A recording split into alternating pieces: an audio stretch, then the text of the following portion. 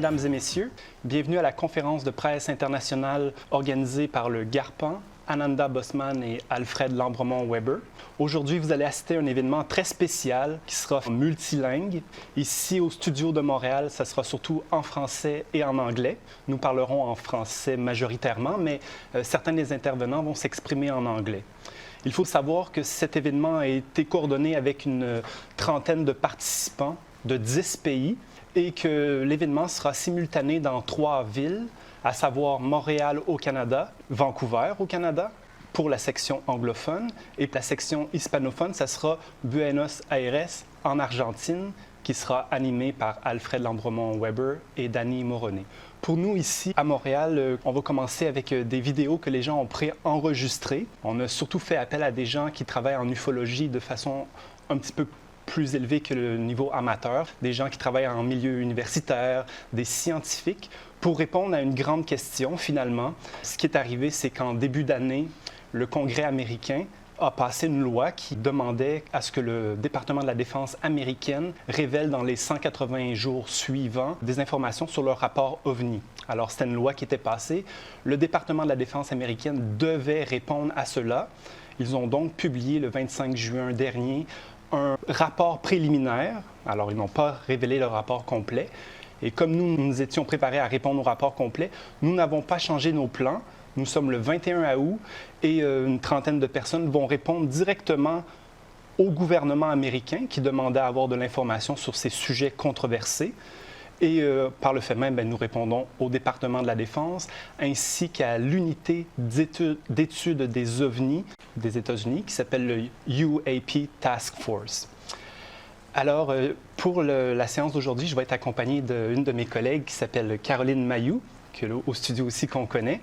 Je lui laisse la parole pour se présenter.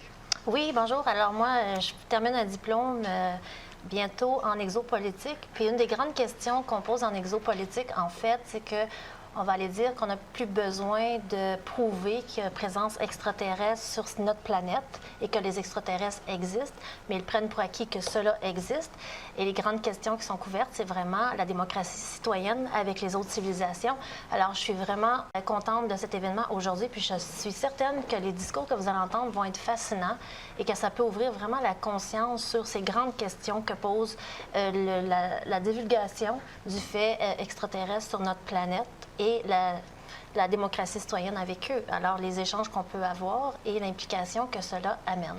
Et les différents des informations sûrement sur les différents groupes qui existent au niveau extraterrestre et chez ceux qui sont déjà présents ici. Alors, merci. Comme vous pouvez le voir par le discours de ma collègue Caroline, vous allez voir en cours d'émission, nous n'avons pas nécessairement les mêmes positions. Pour ma part, on me considère un ufologue très sceptique. Moi, je vois les choses autrement. Néanmoins, à la base, on sait qu'il y a un phénomène énigmatique qui titille même les autorités depuis des décennies. Alors, il y a un phénomène, à savoir exactement ce que c'est débattable. Pour l'événement d'aujourd'hui, je tiens aussi à mentionner quelques mots sur mes 2 collaborateurs qui avons monté cet événement, mes co-organisateurs, à savoir d'abord M. Ananda BOSMAN, qui est un conférencier international depuis plus de 30 ans, qui est connu à l'international, qui a travaillé dans de nombreux pays. Il est maintenant en processus d'immigration au Canada et il sera à Vancouver pour animer la section anglophone. Les gens qui suivent l'événement, qui veulent vérifier les 3 événements qui se passent en simultané, vous pouvez aller sur notre site garpan.ca. Et le premier article, vous allez voir toutes les références pour visiter chacun des studios. Le 3e co-organisateur avec nous, c'est M. Alfred LAMBREMONT WEBRE, qui a 79 ans, mais c'est quelqu'un de fort connu. Rappelons quand même 3 ordres de fait sur cet homme assez exceptionnel. C'est lui qui a parti le mouvement exopolitics.com dans les années 90. C'est aussi le monsieur qui, en 1976, a été appelé directement par le futur président Jimmy Carter pour se joindre à sa future administration qui commençait en 1977. Et M. Alfred LAMBREMONT WEBRE avait été invité par le président Carter pour coordonner le comité de la question extraterrestre pour l'administration Carter. Entre-temps, M. LAMBREMONT WEBRE est toujours une personnalité fort éminente. Il est surtout un juge et il siège depuis 2007 à la Cour criminelle internationale de Kuala Lumpur. Vous savez, la Cour internationale qui a jugé George Bush et Tony Blair pour crimes de guerre, qui a aussi jugé l'État d'Israël. présentement, il travaille surtout sur la question du COVID. Tout ça pour dire que je suis fort honoré d'avoir pu organiser cet événement avec des gens si honorables. D'ailleurs, nous allons commencer avec une première vidéo qui est la vidéo d'introduction qui sera en anglais. Nous en sommes un petit peu désolés, mais c'est le discours introductif de M. Ananda BOSMAN qui met bien la table sur qu'est-ce qui se passe par rapport au Pentagone, par rapport aux OVNI, puis aussi le rapport qui n'a pas été publié. Alors, ça a fait de grandes réactions politiques au sein des sénateurs, des membres du Congrès américain. Ce n'est pas mon expertise, alors on va écouter M. Ananda BOSMAN qui nous explique cette situation.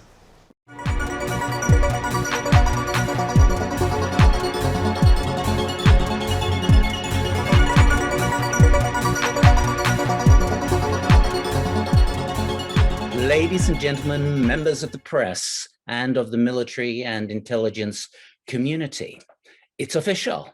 We have UFOs. They are real. Unidentified aerial phenomenon have been detected, and 144 were analyzed.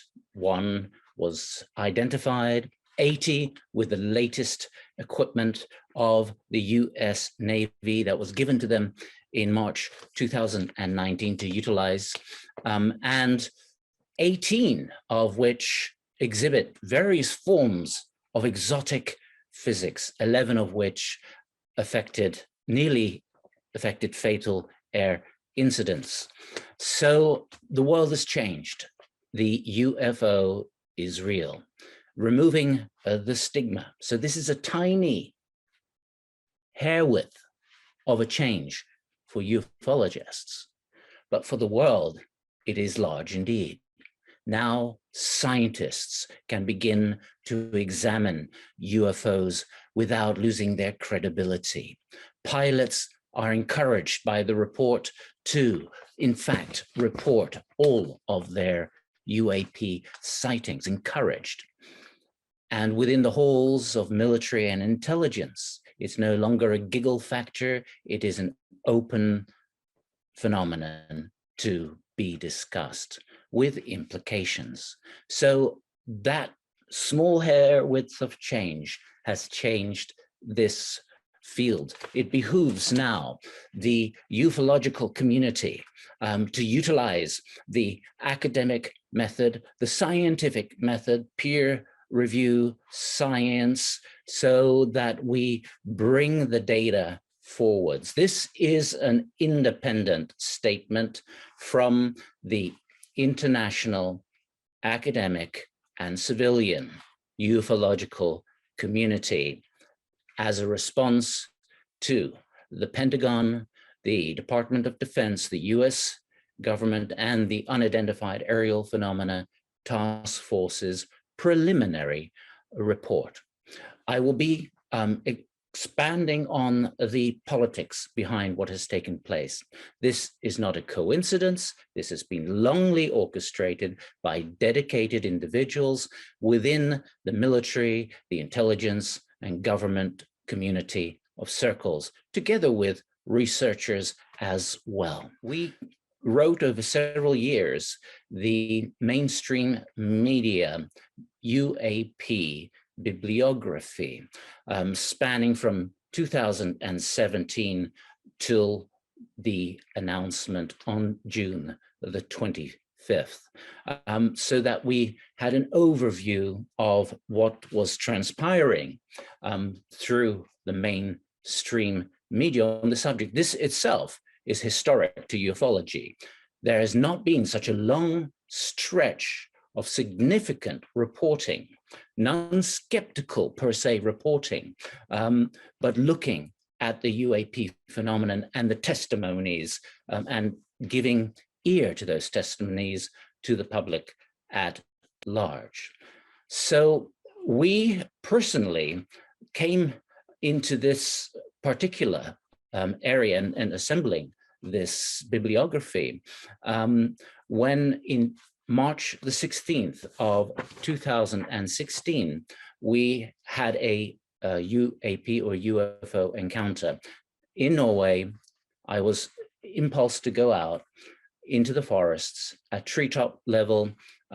We had an encounter, and with it came a image stream which had intelligence. Now, this is something I've and many others are familiar with. It doesn't always happen. UFOs don't happen often, except in my early lifetime, there were waves. So the consciousness component is central. In that wave, it was relayed that Donald Trump would probably win the election. I put in the probable. That was the image. He would win the election. It would affect the UFO field, that I should prepare. I was assigned to go to the US in 2016 for something, and that I should prepare to go to North America for precisely such an international multi-metropolitan press conference as this, and other things that are ad hoc or related. So all of this came to pass. And we are on the record since 2016, on the public record. So this is just thrown in there as well. Since all of this came to pass, in December of 2017, 16th of December, the New York Times, of course, published those two articles by Ralph Blumenthal and Leslie Kean on the ATIP program. And the ATIP program was this secret program that was set up by Senator Harry Reid in 2007 using $20 million plus top secret to create the Advanced Aerospace Threat Identification Program to investigate UFO phenomenon critically and far and wide. So that was the beginning of a whole tidal wave of events in the media. We started to assemble from that point onwards, as you can see in our mainstream media UAP bibliography. In the anthology of significant ufological proceedings, you have a further detailed chronology of what has been released to the public in terms of significant UFO evidence and events that have covered this subject. But still, because there was not confirmation that these objects are real and are intelligent and are detected by multiple radar systems and multiple forms of technology, including satellite data, not just camera data or visual data. And 80 of those are in the Office for the Director of National Intelligence report. A new science may now emerge as we start to examine these identified, unidentified aerial phenomena. They are registered, they are real. 2020 was a historic year. In March, the world experienced its first global lockdown ever. 2 months later, in May, the Department of Defense of the USA announced that the films that had been leaked, including to the New York Times, were in fact their films, that the objects on those films are genuine, unidentified aerial phenomenon. This was historic. This was the first time that was announced to the world. By July, the New York Times started to interview various people that have been involved, like Dr. Eric Davis and Christopher Mellon, as well as Senator Harry Reid, speaking of off-world objects that had been retrieved, of metamaterials, etc. By August, it was announced by the Department of Defense that there is the brand new UAP task force established. Then by November, the Director of National Intelligence, John Radcliffe, had a big report, at least 125 pages, which had multiple sightings. And in fact, the number of UFOs or UAPs was classified, he said, and with significant films of high quality and photographs and multiple data, at least 5 different data forms. He was trying then to declassify a great deal of that material, but then the election happened, and of course the administration changed. He testified to that fact on Fox News, March 19th, 2021. And by December, the NDAA, the National Defense and Authorization Act, that had been already established in the summer of 2020, was attached to the COVID relief bill, giving the 17 branches of intelligence, the military, and the government 180 days to bring in the report with all of their data files. Of course, come June the 25th, we do not have that series of data files. What we do know is that the majority of the material is classified, because this brand new material that was received for technology and analysis is classified. We know from the lawyer attorney, Daniel Sheehan, with his 3 interactions with the Office of the Director of National Intelligence between May and July, that the report, the classified report, is 400 pages. So Radcliffe in November 2020 talked about 120 pages plus films and photographs, but the present report that has not been given to the public yet in any form, in any reduced form either, we just have 9 pages, is 400 pages. We know from Senator Nelson, who is now the administrative head of NASA, who's also seen the classified report, that it contains significant data, high quality films, high quality photographs, and data from multiple sources. We know from the report that has been declassified June the 25th, that there are 80 such cases, 18 of which have this exotic technology. And they also kept parallel trajectories to the Navy vessels in the Pacific and vanished without a trail. So the radar data was also released this summer with the USS Omaha, and that is official. By 2020, the Pentagon, the Department of Defense, admitted the films were theirs, they were real, the UFOs were also real. Other films in the meantime were released, and this includes up to this year, and the Pentagon again affirmed that this is theirs. So in 2019, July, a window opened where many hundreds of UFOs began to interact with the Navy ships. And this is part of the research of the Unidentified Aerial Phenomena Task Force. These objects would do incursions on multiple vessels. The Navy has control of the biggest area surface of the world, has the most airplanes, more than the Air Force. So they were having these hundreds of incursions in July, which were picked up on radar, which were picked up on forwards radar, which were picked up with other technology, as well as observation and films. And some of those films were recently released and again admitted, confirmed by the Department of Defense to be unknown aerial phenomena. They would be there for 2 to 3 hours in the Pacific, and some of them behaved exotically, transmedial vehicles being able to pass into water without being affected by the change of the medium. They also completely vanished. So this was a part focus of the classified aspect of the report.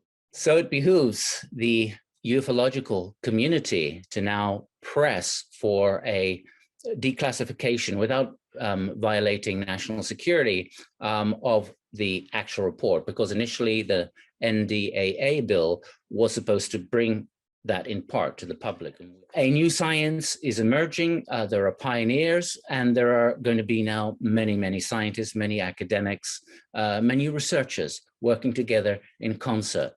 As an independent statement, not belonging to any intelligence, military, or government group, this panel is voicing the research community. I highly recommend and suggest that the academic research community of ufology becomes a global body that is independent, using the academic process and including the scientific process and peer-reviewed studies of the documents that we produce, of course, cooperating with the various governments, military, intelligence.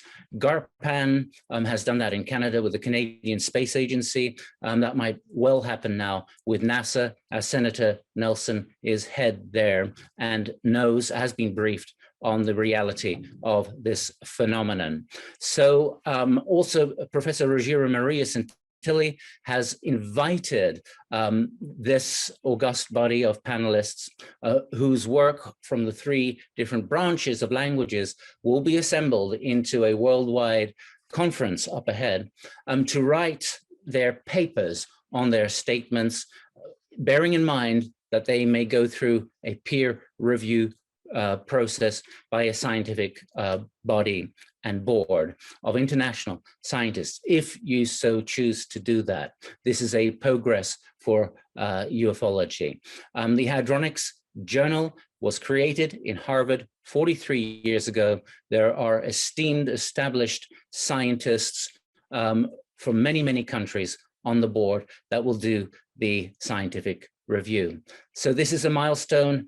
Wonderful panelists from the diverse branches of ufology, an independent statement to the press, to the military intelligence community, and to everyone else who's joining into this new reality. Thank you. Re-bienvenue en studio, mesdames et messieurs. Alors, suite à ce discours fort éloquent de Ananda BOSMAN en anglais qui résumait bien l'ensemble de l'événement, les préparatifs, les participants, je note au passage aussi qu'il a noté la collaboration récente du GARPAN, qui est mon entreprise, ainsi que le groupe ufologique que je dirige, un groupe fondé en 2012. Récemment, l'Agence spatiale canadienne a établi une semi-collaboration avec notre groupe. C'était une première au Canada. Par la suite, j'ai pu élargir cette collaboration avec 2 autres groupes seniors du Canada, le Canadian UFO Survey, dirigé par M. Chris Rutkowski, ainsi que UFO BC, dirigé par Richard Tortorella. Avant de passer au prochain discours, qui sera mon propre discours préenregistré, je tiens juste à insister sur un aspect de pourquoi nous avons organisé cela. M. BOSMAN l'a bien dit, c'est que nous ressentions que les perspectives, les opinions de la communauté des chercheurs en ufologie ne seraient pas représentées évidemment par le rapport des militaires et non plus par les médias en général qui, la plupart du temps, comprennent très peu ce qui se passe en ufologie. Il y a tellement de phénomènes, ils ont de la difficulté à distinguer les uns des autres. Pour notre part, aujourd'hui, c'est un très grand jour parce que c'est le lancement de nos actes de colloque, un livre de 620 pages avec 20 contributeurs d'une dizaine de pays. C'était l'événement que nous avions organisé en 2018 à l'UQAM, l'Université du Québec à Montréal. Alors, c'était le second colloque académique sur les recherches ovniologiques au Canada. C'est une démonstration un petit peu de ce que nous apportons à ce domaine, nous au GARPAN ainsi que nos collaborateurs, mais qui résonne aussi avec l'événement d'aujourd'hui qui se veut une réponse au Pentagone, mais de la part des chercheurs en ufologie. Et comme nous disions au départ, je suis bien accompagnée d'une chercheuse universitaire aussi qui a d'autres perspectives. Toi, comment as-tu vu ça, Caroline? Bien, comment je le vois? Vous voyez, Ananda BOSMAN dit que c'est la première fois qu'il y a de telles annonces au niveau de ces phénomènes à travers le monde. Puis lui, une des suggestions qu'il fait, une recommandation qu'il fait, c'est en fait qu'il y ait une déclassification, mais sans qu'il y ait une création de conflit. Ce qu'on étudie, entre autres, en exopolitique, c'est le fait que ce qu'ils, eux, suggèrent en exopolitique, c'est scientifique. Ils suggèrent, premièrement, que dans les écoles où on enseigne la politique. Hein, c'est pour ça que Dr. Sala est sorti de l'Université de Washington, parce qu'il disait, si on veut comprendre le cœur du cœur de la politique, il faut comprendre ce qui est derrière le gouvernement caché.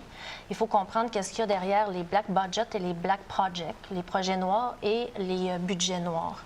Et c'est sûr qu'une divulgation risque justement de mettre la lumière aux yeux de tout le public dans le monde entier sur ces projets qui ont été faits avec de l'argent du public, alors que ça a toujours été caché.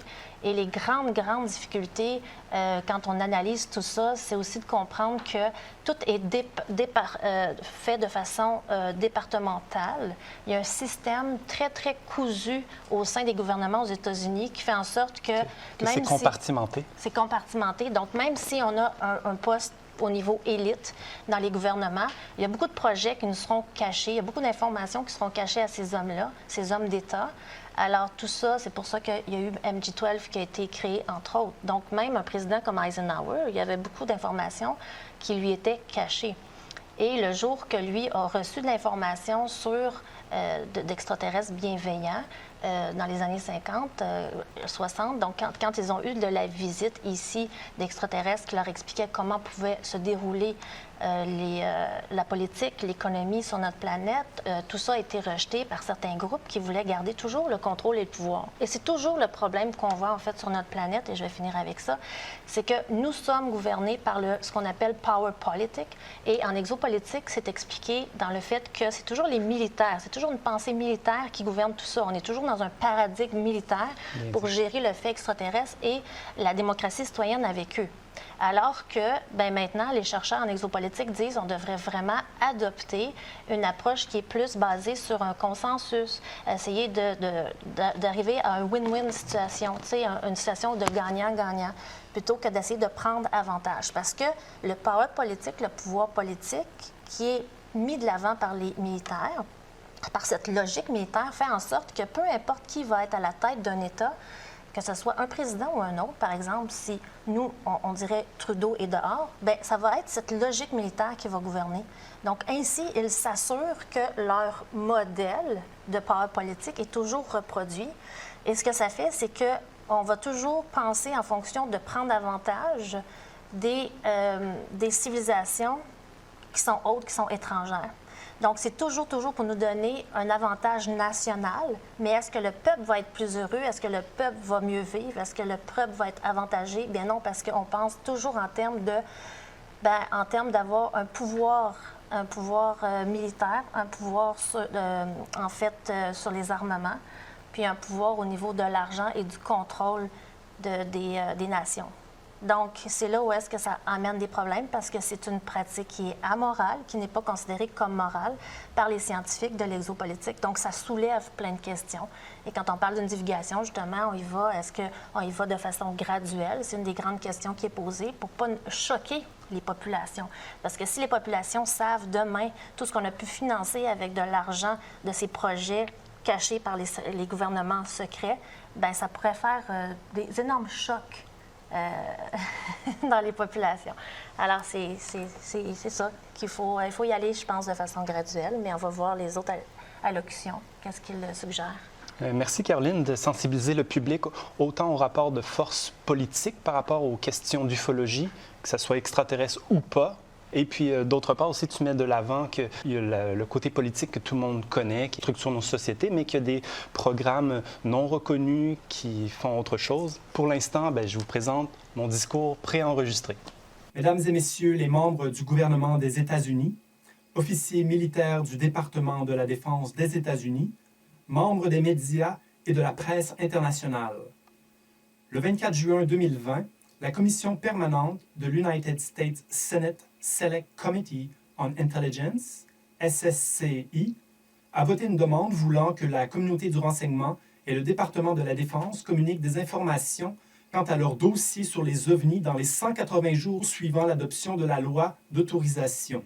Cette demande est devenue effective par le National Defense Authorization Act de l'année 2021, d'une valeur de 740 milliards de dollars américains, qui a été voté par la Chambre des représentants le 29 décembre 2020 et par le Sénat le 1er janvier 2021. Rappelons que cet ensemble de lois fédérales, votées annuellement, régit le budget et les dépenses militaires des États-Unis. Suite à cette annonce, la communauté des chercheurs universitaires sur les OVNI, et aussi l'ensemble des intéressés et des passionnés par ce sujet mystérieux, s'attendait à ce que le groupe de travail sur les phénomènes aériens non identifiés, UAP Task Force, remette un rapport au comité sénatorial 6 mois plus tard, en janvier 2021, tel que stipulé. Or, cette directive n'a pas été respectée, car seul l'Office of the Director of National Intelligence a rendu public, le 25 juin dernier, un rapport préliminaire d'à peine 7 pages. Pour des professionnels qualifiés et expérimentés comme vous, honorables représentants, il va de soi que cette déception s'explique ou bien par un flagrant manque de professionnalisme, ou bien par une manœuvre politique aux objectifs suspects. Et comme le directeur du renseignement national est désigné par le président, cela laisse deviner un changement d'attitude de la part de la récente administration Biden sur ce sujet. Au cours de la conférence de presse qui va suivre, vous entendrez les opinions éclairées d'une trentaine de spécialistes et sommités sur les OVNI provenant d'une dizaine de pays. Vous apprendrez ainsi que les chercheurs universitaires et autres investigateurs indépendants ne sont pas non plus satisfaits de cette surprenante déclaration officielle.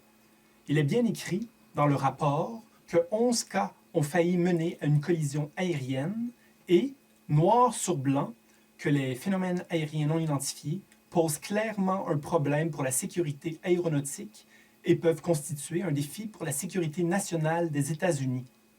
Pourtant, la série des bourdes majeures de la part des États-Unis à propos du sujet des OVNI et de la conquête de l'espace ne date pas d'hier. Autant le pour et le contre de la réalité de ces phénomènes ont été officiellement déclarés au cours des 7 dernières décennies, depuis les célèbres projets d'études de l'US Air Force des années 40, 50 et 60, jusqu'aux révélations des insiders et des anciens employés au cours des dernières décennies. À titre de co-organisateur de cette conférence de presse, je tiens moi aussi à soulever quelques critiques. Je m'appelle Yann VADNAIS et je suis directeur du GARPAN, un groupe de recherche très actif au Canada depuis 2012. Je suis surtout un chercheur universitaire qui travaille concrètement à la reconnaissance des différents horizons, perspectives et traditions d'études impliquées dans les recherches sur les OVNI et sur les pans. Le problème avec les OVNI, et c'est la mise en garde que je souhaite partager, c'est que l'ufologie peut et doit s'entendre en plusieurs sens. Il faut donc raisonner à la manière du philosophe Aristote et accepter la polysémie de ce terme consacré par la culture populaire. Il est nécessaire de considérer les différents objets rapportés par les témoins comme appartenant en fait à des domaines d'études strictement distincts. Le rapport préliminaire du 25 juin 2021 en donne d'ailleurs un aperçu en précisant que les types d'OVNI sont catégorisés selon 5 explications possibles. Il y a d'abord les fouillis radars, ensuite les phénomènes atmosphériques naturels, quatrièmement les nouvelles technologies des nations étrangères adverses, enfin autres. 2 choses ressortent de cette liste.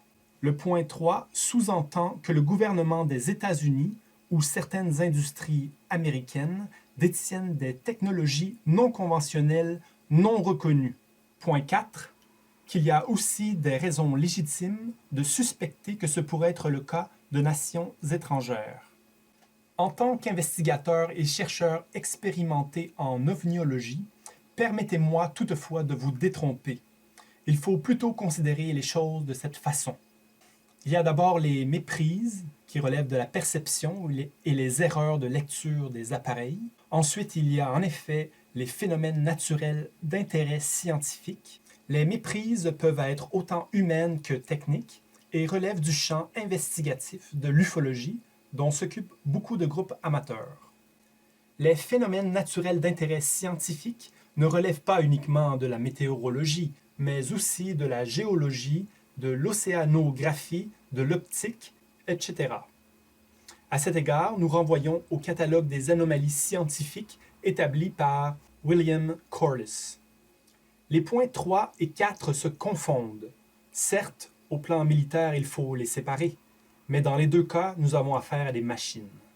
Le point 5, autres, correspond très bien aux véritables ovnis et c'est un terme qui a souvent servi à les cataloguer. Par contre, les recherches sur les ovnis ont mis en évidence l'existence d'au moins deux autres phénomènes intrigants et controversés. D'abord, un phénomène qui intéresse primairement les anthropologues, les folkloristes, les mythologues, mais aussi les philosophes et les phénoménologistes. Il existe en effet une intelligence, peut-être la psyché des témoins eux-mêmes, qui interagit réellement avec la conscience des témoins et est en partie conditionnée par l'environnement. Ensuite, quelques rares cas d'OVNI admettent raisonnablement la plausibilité de l'hypothèse d'une origine extraterrestre.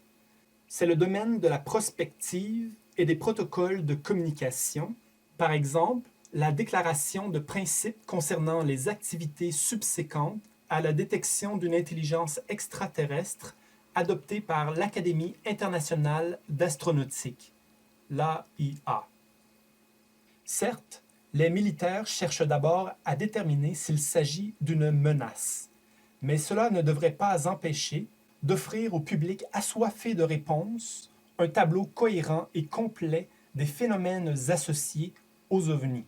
Les militaires et les dirigeants consciencieux ont sans doute raison d'appréhender une menace émergente, mais au lieu d'extraterrestres venus du cosmos, qui se font attendre, on risque très bientôt d'être confronté à de nouveaux acteurs sur la scène géopolitique mondiale, car l'intelligence artificielle produit déjà des intelligences supra-humaines. Et quand le rapport énonce que l'objectif initial sera d'utiliser l'intelligence artificielle et les machines d'apprentissage automatique pour regrouper et reconnaître des similarités et des modèles dans les caractéristiques des ensembles de données, en se référant au rapport sénatorial 116-233, il y a lieu d'aller s'enquérir. La section 505 nous informe que le directeur du renseignement national doit effectuer une évaluation des contrôles des exportations liées à l'intelligence artificielle, IA, aux puces électroniques, aux équipements de fabrication de pointe et à d'autres technologies basées sur l'IA. Et dans les commentaires du comité, point 3 de cette Intelligence Authorization Act pour l'année fiscale 2021, on nous informe sur les objectifs de l'Algorithmic Warfare Cross-Functional Team du département de la Défense. Le plan de cette équipe est d'intégrer des algorithmes d'intelligence artificielle non supervisés, par exemple des algorithmes qui apprennent à partir de données sans être entraînés, permettant à l'intelligence artificielle de s'auto-améliorer dans le Project Maven. En somme, le cadre de ce rapport préliminaire est trop étroit. Le nombre de cas traités est minime, 144 cas entre 2004 et 2021, la plupart au cours des 2 dernières années. De plus, le rapport affirme « La plupart des dossiers décrivent des PAN comme des objets qui interrompent un entraînement planifié ou une autre activité militaire, et qu'ils auraient tendance à se produire autour de terrains d'entraînement et d'essais américains, avouant même que cela constitue un biais à leur analyse. » Enfin, je formule une troisième critique à titre de chercheur universitaire en histoire. Le rapport préliminaire ne présuppose aucune perspective historique. Il s'exprime comme s'il n'y avait jamais eu d'études sur les OVNI auparavant et ne fait référence à aucun cas d'autres pays. Lorsqu'il est affirmé en page 4 qu'aucun Standardized Reporting Mechanism n'existait jusqu'à ce que l'US Navy en établisse un en mars 2019, cela est faux. Autant aux États-Unis que dans de nombreux pays, il existe depuis un demi-siècle des procédures pour apporter les observations non identifiées. D'autre part, si la marine américaine a établi un tel protocole des signalements d'OVNI depuis 2019, pourquoi n'est-il pas question des OVNI, des objets aquatiques non identifiés? Par contre, la proposition de réviser toutes les archives radars de l'armée grâce aux capacités computationnelles de l'intelligence artificielle est une très bonne idée. En conclusion, On ne peut qu'éprouver un sentiment mitigé face à ce rapport incomplet, trop court, fautif et sans recul historique. Face à cette maladresse sur un sujet si controversé et explosif, nous conseillons que toute annonce majeure concernant les OVNI provenant des militaires devrait être appuyée par un comité formé de philosophes, de sociologues, de politicologues, d'anthropologues, etc., ainsi que de scientifiques et d'ingénieurs travaillant sur ces objets. Cette précaution culturelle permettrait de mieux coordonner une réception intelligente et organisée des données à partager. En vue d'évaluer la qualité du rapport complet à venir, je vous propose, honorables représentants du peuple américain, de consulter entre-temps le rapport récent de 377 pages de la commission 3AF Sigma 2, rédigé par l'Association aéronautique et astronautique de France, justement en prévision de la publication du rapport de votre département de la Défense. Vous y trouverez un très bon exemple comparatif. Les recherches rigoureuses sur les OVNI existent et elles sont pertinentes à maintes égards. Elles ne devraient pas être détournées de leur visée scientifique en vue de gagner du capital politique, de manipuler le public ou de mener des campagnes de désinformation. Merci de votre attention. Rebienvenue en studio, mesdames et messieurs. Maintenant, on va passer à la première grande vidéo avec une dizaine d'intervenants. Des gens qui sont beaucoup plus expérimentés que moi, finalement, en ufologie, des gens qui ont une longue carrière gouvernementale aux États-Unis. On va entendre James Lowe, Chris Stiles, José Bouillon de France, Chris Rutkowski du Canada, Jack Sarfati des États-Unis. On va aussi entendre Nancy Dutertre, qui est une Américaine française. Fort intéressant ce qu'elle dira. Ensuite de ça, le grand spécialiste de l'ufologie suédoise, Claes Van, qui représente les Archives for the Unexplained, qui est le principal centre d'archives ufologiques et de l'inexpliqué au monde. C'est en Suède. On va aussi recevoir un des directeurs du CESU, un des principaux centres d'études en Italie, avec Eduardo Russo, et finalement le représentant de UFO BC au Canada. Alors, tous ces gens-là que je viens de nommer, c'est des gens qui, d'une certaine façon, sont mes maîtres, mes professeurs, des gens qui ont une grande expérience en ufologie. Ce sera surtout des discours en anglais. Plus tard dans l'émission, on va revenir avec des discours plus en français. Alors, je vous souhaite une bonne écoute, mesdames et messieurs. My name is James Lowe. I'm a retired California attorney who worked with elected officials for 40 years. I also taught a class in government decision-making at the San Diego State University School of Public Affairs. This background of my own life experiences caused me to write the UFO Briefing Book, a congressional guide to oversight of the UAP phenomena.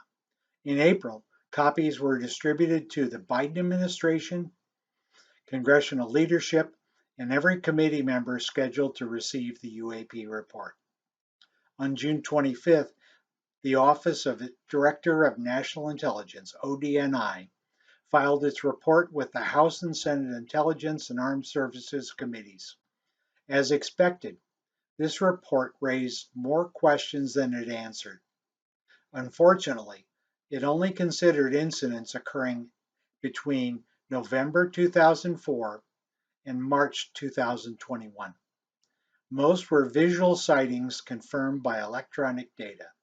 Congress will receive a new incident update on September 23rd using the same flawed criteria. These evidentiary limitations will not give Congress the answers it needs. These limits follow a historic pattern of resistance to disclosure. Congress must review past cases and other relevant evidence to find answers. Yet the report contained a couple of important factual findings. It found that UAP are physical objects seen on multiple sensors. This is a historically significant admission. Going forward, admitting the physical reality of UAP will change the debate. It will now be less about whether these objects are real and more about who controls them. Answers to questions about control and purpose are vital to ensuring proper congressional oversight. Of the 144 cases, only one was identified, a deflating balloon. The unidentified cases comprised 99.3% of the survey. This percentage of unknowns far exceeds any previous official study with unknowns usually around 20 to 25%. The report also found multiple types of UAP. If the phenomena is solely created on Earth, it would mean UAP are a product of multiple revolutionary advances over many decades. With many object types, one questions whether another country could spend decades perfecting multiple platforms under our noses, yet not effectively using them. We have been here before. A 1964 study was submitted to Congress showing remarkable consistency with today's UAP videos. NICAP distributed the UFO evidence, a survey of cases from 1942 to 1963. For instance, the Roosevelt Go Fast video showed a small spherical object identical to objects comprising 17% of the NICAP survey. The objects date back to World War II Foo Fighters, which shadowed combat aircraft. The Roosevelt gimbal displayed a disc-like object that had a large protrusion on top. The gimbal object falls under the NICAP's flattened sphere category. The UFO evidence noted that these spheres would sometime have a peak. The 1964 representation looks like the gimbal object with the same pointed peak. Finally, the Nimitz Tic Tac falls into NICAP's oval category, comprising 13% of the case. By restricting the sample size to a short 16-year window, the ODNI ignores past confirmatory evidence. These are self-imposed time and source limitations. Also, ODNI admitted the stigma about UFOs prevented it from drawing firm conclusions. This stigma was a result of decades of government policy. To conclude, almost all UAP are real physical objects that exhibited unusual flight characteristics. There are multiple types of UAP, making it highly improbable they all come from a terrestrial source. This finding alone means that a wider net is needed for any future investigations. In conclusion, like peeling an onion, Congress must pull back each layer to get to the truth. Constant progress should be the intention of Congress, given the obstacles they are facing. I hope this was informative and thank you for your attention. My name is Chris Stiles. I'm a civilian UFO researcher based out of Halifax, Nova Scotia, Canada. And I sit on the board of directors for the Shag Harbor UFO Incident Society. And this video is just to give my reaction to the Pentagon's release about UAP. On June 25th of 2021, the DNI, or Director of National Intelligence, released a report that was titled Preliminary Assessment, Unidentified Aerial Phenomena. It was a report meant to assess the threat potential of UAP and to make recommendations to the director of how to develop policies, methods, tech, and training for U.S. personnel. Perhaps most significant in this release was the admission that most of the UAPs reported probably do represent physical objects, given that the majority of UAP sightings were registered across multiple platforms. So what has the DNA and UAP task force concluded from this review? Well, firstly, that there are multiple types of UAP and that their appearance and behavior suggest different explanations. Second is the need for a better understanding through better reporting practices. 3, perhaps most important, is the conclusion here, which states UAP clearly pose a safety of flight issue and may in fact pose a challenge to national security. 4, and I think this is the most interesting for ufology, is that a handful of UAP encounters, which basically is 18 of 144, with 11 near collisions, appear to demonstrate advanced technology. The report then backpedals slightly, saying that further analysis is needed to make that determination a certainty. Let's examine what some of the pilots whose observations were part of the impetus for this report had to say. There were two stories that became public through coverage in the New York Times. The first was in December 2017, and it concerns itself mostly with the 2004-2005 Tic Tac UAP sightings. These were made by the USS Nimitz Strike Group in the Pacific. The second story, and the one that we're going to look at here today, is the March 2019 coverage by the Times. And it involved observations of UAP by Super Hornet aircrews flying from the deck of the USS Theodore Roosevelt. This was the summer of 2014 up to and including March 2015. Lieutenants Ryan Grave and Danny Aucoin of the Red Rippers spoke on the record in these interviews, and they give a very detailed account of UAP while flying and training basically 30,000 to 20,000 people, sometimes even down to sea level. And what they were seeing were UAPs that appeared as a sphere encased in a cube. These objects could fly for 12 hours at a time without a need for refueling. The forward-looking infrared in the Super Hornets never detected any heat emissions. And unlike the Nimitz UAP sightings in the Pacifics, these newer Super Hornets of the Teddy Roosevelt could detect the UAPs on radars and track them in all cases. At times, the sphere within a cube type of UAPs they were seeing exhibited instantaneous acceleration up to velocities of 7,200 miles per hour. Well, in my opinion, all of these aforementioned flight characteristics, they clearly speak of breakthrough technology. On page 7 of the task force report, they state that they're looking for ways to increase data and find things where U.S. forces may not be present, where sightings are extant. Well, I have a general suggestion here. Why not use the civilian UFO groups' databases? MUFON, for example, theirs is well organized, and certainly there would be similar cases. I know this personally, in fact, because on September the 15th, 2018, here in Nova Scotia, there was a sighting of a cube-like structure within a sphere, kind of the reverse, but again, similar. And this was observed flying over Cape Sable Island, Nova Scotia, for over 90 minutes. I was actually fortunate enough to be present for the last 7 minutes of this sighting. It was a daytime sighting.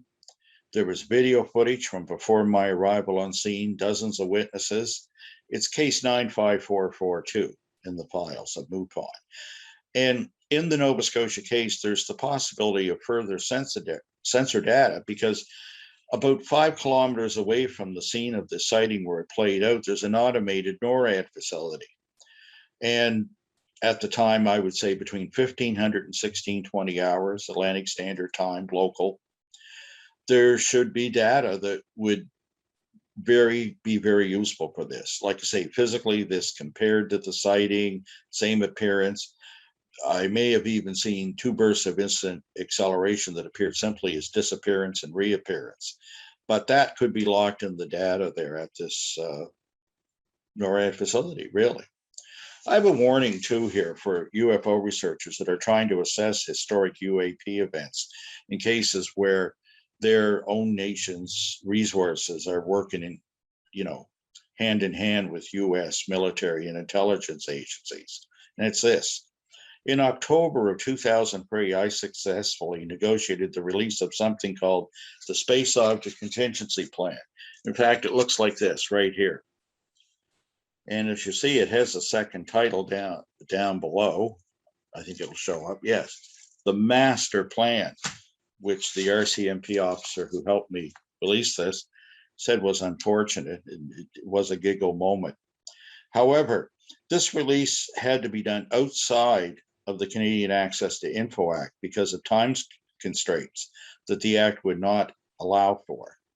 And the reason being, permission was needed from Ottawa, from every Canadian provincial capital, and from Washington, D.C., because it showed our working relationship with foreign powers when it came to these matters. These matters including, by the way, UAP investigations. The master plan is a policy that outlines the rules and procedures for the recovery of space junk, dangerous debris, and unknown objects from space. It's meant to be applied and adhered to when any of the aforementioned items crash within Canadian territory, and we require control and recovery efforts which employ both Canadian and US personnel and resources working together. This policy established the framework and command structure, basically who's in charge and who makes the decisions in debris fields. Some examples from the master plan include who's in charge on the scene, the fact that any bona fide US agency can request and expect an RCMP escort to take them to wherever they want within Canada. Recommendations are also included as to how far to keep staff and the public away when radiation is involved. The master plan also deals with how to handle and when to remove casualties. Sample scripts are included showing you how to deal with the media. The master plan determined, for example, how joint US and Canadian forces interacted with each other in 1978. There was a 600-kilometer long debris field when the Soviet nuclear satellite Cosmos 954 crashed in the Canadian high Arctic. That mission was dubbed Operation Morning Light. How the two teams worked together was all determined by that master plan. Retired RCMP staff had told me how they would sometimes have to check with headquarters as to whether or not the space object contingency plan would come into play when investigating purported UAP landing cases. This was the case, for example, for one in the 90s in Prince Edward Island. Recently, new evidence and witness testimony regarding the October 467 Shag Harbor incident indicates that the master plan was disregarded by the Canadian Coast Guard Service. It seems that a former lighthouse keeper was ordered to retrieve and secure an artifact that he found upon Bon Portage Island during a foot patrol he carried out the morning after the incident. The object was believed to possibly be either debris from the Shag Harbor UFO or UAP, or a sensor device that had been deployed to help locate and analyze the mysterious craft responsible for this famous incident. The lightkeeper was then instructed to pack up the item, deliver it to the nearby mainland, and hand it over to US Navy personnel, which he did. The air desk at DND headquarters in Ottawa was Canada's equivalent at the time of the United States Air Force's Project Blue Book in the 1960s. They should have been considered the lead agency by all involved with the initial military search. However, no one at DND HQ was ever consulted or informed of the discovery or the disposition of the Bon Portage Island artifact. Years later, a US Navy geodesic survey marker was discovered near where the artifact was retrieved. The code on the face indicates a place where an object of extreme interest was found. As Squadron Leader William Bain, who served at the air desk, told me in a face-to-face interview, I believe that we were stick-handled by the Americans in Shag Harbor. So does the Pentagon's UAP preliminary report amount to disclosure? Maybe, but just with a small d. I'd like to take the opportunity here right now to thank Yann VADNAIS and the Garpan UFO group for their invitation to present my thoughts regarding the release of the preliminary assessment of UAP by the US Office of the DNI. Thank you. Bonjour, je suis José Bouillon. Je suis enquêteur ufologique et j'ai créé le mouvement d'arc ufologie en 1995. Depuis un bon nombre d'années déjà, les objets volants non identifiés sont de plus en plus pris au sérieux par les gouvernements. D'ailleurs, avant d'entamer cette petite présentation de ma part, il est important de rappeler que les études sur les phénomènes non identifiés se sont imposées aujourd'hui comme un sujet majeur dans de nombreux pays, et plus particulièrement en France, où l'on pourrait déjà noter le rapport Cometa, qui avait fait d'ailleurs grand bruit au sein de la communauté internationale. La France donc n'est pas la dernière de la classe en matière de divulgation ufologique, bien au contraire. Car Nous pouvons citer là encore la plus grande vague de manifestations OVNI qui s'est déroulée sur notre territoire national en 1954, avec pas moins plus de 20 000 témoignages recensés par des enquêteurs, bien souvent accompagnés de rapports de gendarmerie. Depuis lors, la confiance du grand public s'est installée progressivement dans notre pays avec une certitude profonde pour sa réalité.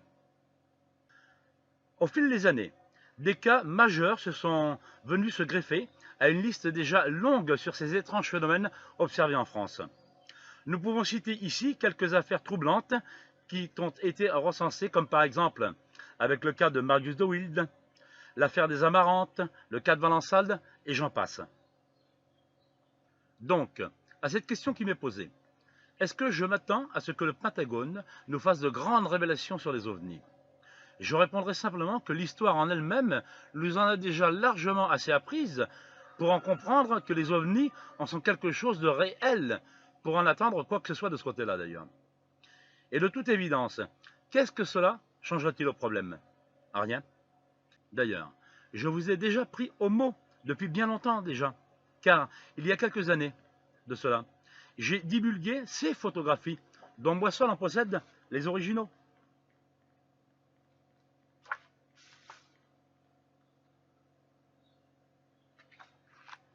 D'ailleurs, j'ai attendu un certain nombre d'années avant de pouvoir le dire et de divulguer toute cette histoire, incroyable mais véridique. Un cas bien de chez vous qui a été classé par l'ufologie mondiale comme une affaire authentique, juste derrière celle de Roswell. Mais aujourd'hui, il est temps de prendre vos responsabilités vis-à-vis du grand public. Car, avant d'arriver ici en Europe, dans mes mains, ces photos étaient bien gentiment rangées dans un de vos placards secrets.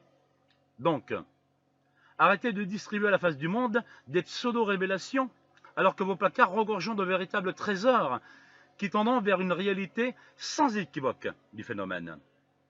Sinon, d'autres ufologues comme moi y reviendront pour s'y servir. Non pas pour vous prendre à défaut d'ailleurs, mais bel et bien pour vous pousser à divulguer les secrets que vous nous cachez depuis bien trop longtemps déjà. Hello, my name is Chris Rutkowski. I'm a science writer, and I've written about UFOs and related phenomena for quite a number of years. I have 10 books out about the subject. Now recently, a unidentified aerial phenomenon task force initiated by the Pentagon in the United States produced a report that got a lot of people excited. And it seems to really concentrate interest on UFOs, received a significant amount of media attention. And yet, my reading of the report has it suggest that it's more of a Rorschach test about what's going on in ufology today. For those who believe that UFOs are some sort of real and extraterrestrial phenomenon, the report leaves that possibility open. In fact, the report suggests that some cases that the task force examined during the course of its study, which was not long admittedly, seem to suggest something other than terrestrial intervention.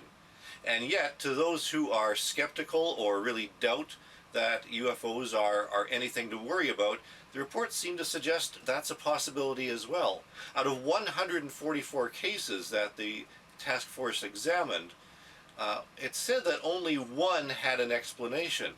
And yet, to some people where this suggests that the majority of the cases had no explanations, the report actually says, if you read it, that the problem with the cases is that they didn't have enough good information to make a definitive analysis, and that the cases were all of insufficient information. And that's something we encounter every day with the Canadian UFO Survey, which has been running for more than 30 years, where we have more than 20,000 cases reported in Canada, and yet only a significantly small number of these are unexplained because so many have insufficient information. The good news is the report suggests that there's ongoing research, that they want to continue to study and want to know what it is that the military pilots have been seeing, and it also suggests that science and the scientific community is going to play a role in trying to solve the mystery of UFOs. It's interesting. It is very reminiscent of what happened during the 1960s with Project Blue Book and the Condon Report. Is this a rehash of something we've seen already, or is this something that's really going to help us understand the UFO phenomenon? It remains to be seen. Even though the tic-tac seems to be, from an outside observer, seems to be moving at, say, 20,000 miles an hour, it's not generating any friction. Like when a rocket comes into the Earth's atmosphere, your re-entry problem, and it heats up. That doesn't happen with tic-tac. See, that doesn't happen with the tic-tac. The way warp drive is, it's like surfing on a wave. The wave is the curvature of space, the rippling of space. So the surfer is not really moving relative to the water he's around. He's moving with the water. That's the way the tic-tac moves. But it's controlling the way the space is warping. See, it's controlling its path. And it does it with small amounts of energy.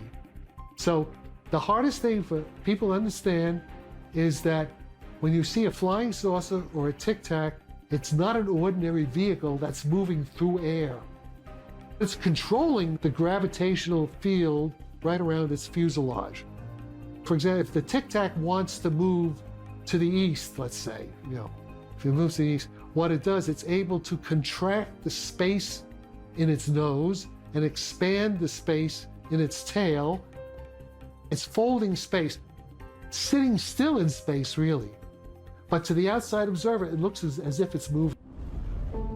In his scientific paper, Is Low-Power Warp Drive Possible?, Dr. Jack Sarfati posits the idea that quantum metamaterials may be used to produce low-power warp, while staying true to Einstein's general and special theories of relativity. Dr. Sarfati believes he's discovered a workable way to fold space-time. Warp drive is just a very elementary application of Einstein's general theory of relativity of the gravitational field. And Einstein's field equations basically show how you can use an applied electromagnetic field, like a source, a pump, and from that electromagnetic field you can generate a gravitational field. The problem has been that the coupling between the electromagnetic input field and the induced gravitational output field is very weak. I found a way to make it very strong. So that's simply it. Using what are called metamaterials. Metamaterials are artificially made. They're made by man. They don't exist naturally in nature. They're just like lattices of artificial atoms. We make these artificial atoms. They're called meta-atoms. The various ways of making them, I won't go into detail. And we just construct them like they're like a neural network. It's like lattices, like crystals. And these artificial atoms are at definite positions in the crystals. And they have extraordinary electromagnetic properties. When we impose electricity, so in magnetic fields, in the metamaterials, they could go into what are called certain resonance states, and they can generate strong gravitational fields. So the metamaterials is a way of generating inside the metamaterial a strong gravity field from a very weak electromagnetic field. I've discovered, along with other physicists, mainly Keith Wanza, full professor of physics, Cal State Fullerton, we think we know, in principle, how to increase the coupling between electromagnetism and gravity in order to control the gravity field with electromagnetism, using small amounts of energy. The trick is, in metamaterials, we can make the effective speed of light very tiny, and by doing that, we increase the coupling between electricity and magnetism and the gravitational field it creates. So that's the trick. We're playing with the electromagnetic properties of metamaterial to amplify the effect of the input electromagnetic field on the gravitational field it creates. We can then, with theoretical physics, take a tic-tac doing a certain maneuver, and then from that we can calculate what kind of gravitational field is required to do that. And then how much energy do we have available? And then we could design a metamaterial that'll do it. But it's a complicated thing, but with teams of scientists we can do it. That raises the question, how fundamental are metamaterials to understanding how UAPs maneuver? It explains how those things work. It's pretty elementary, actually. But once you have the right idea, everything falls in place. There's no mystery. I am saying there's no mystery as how this technology fundamentally works.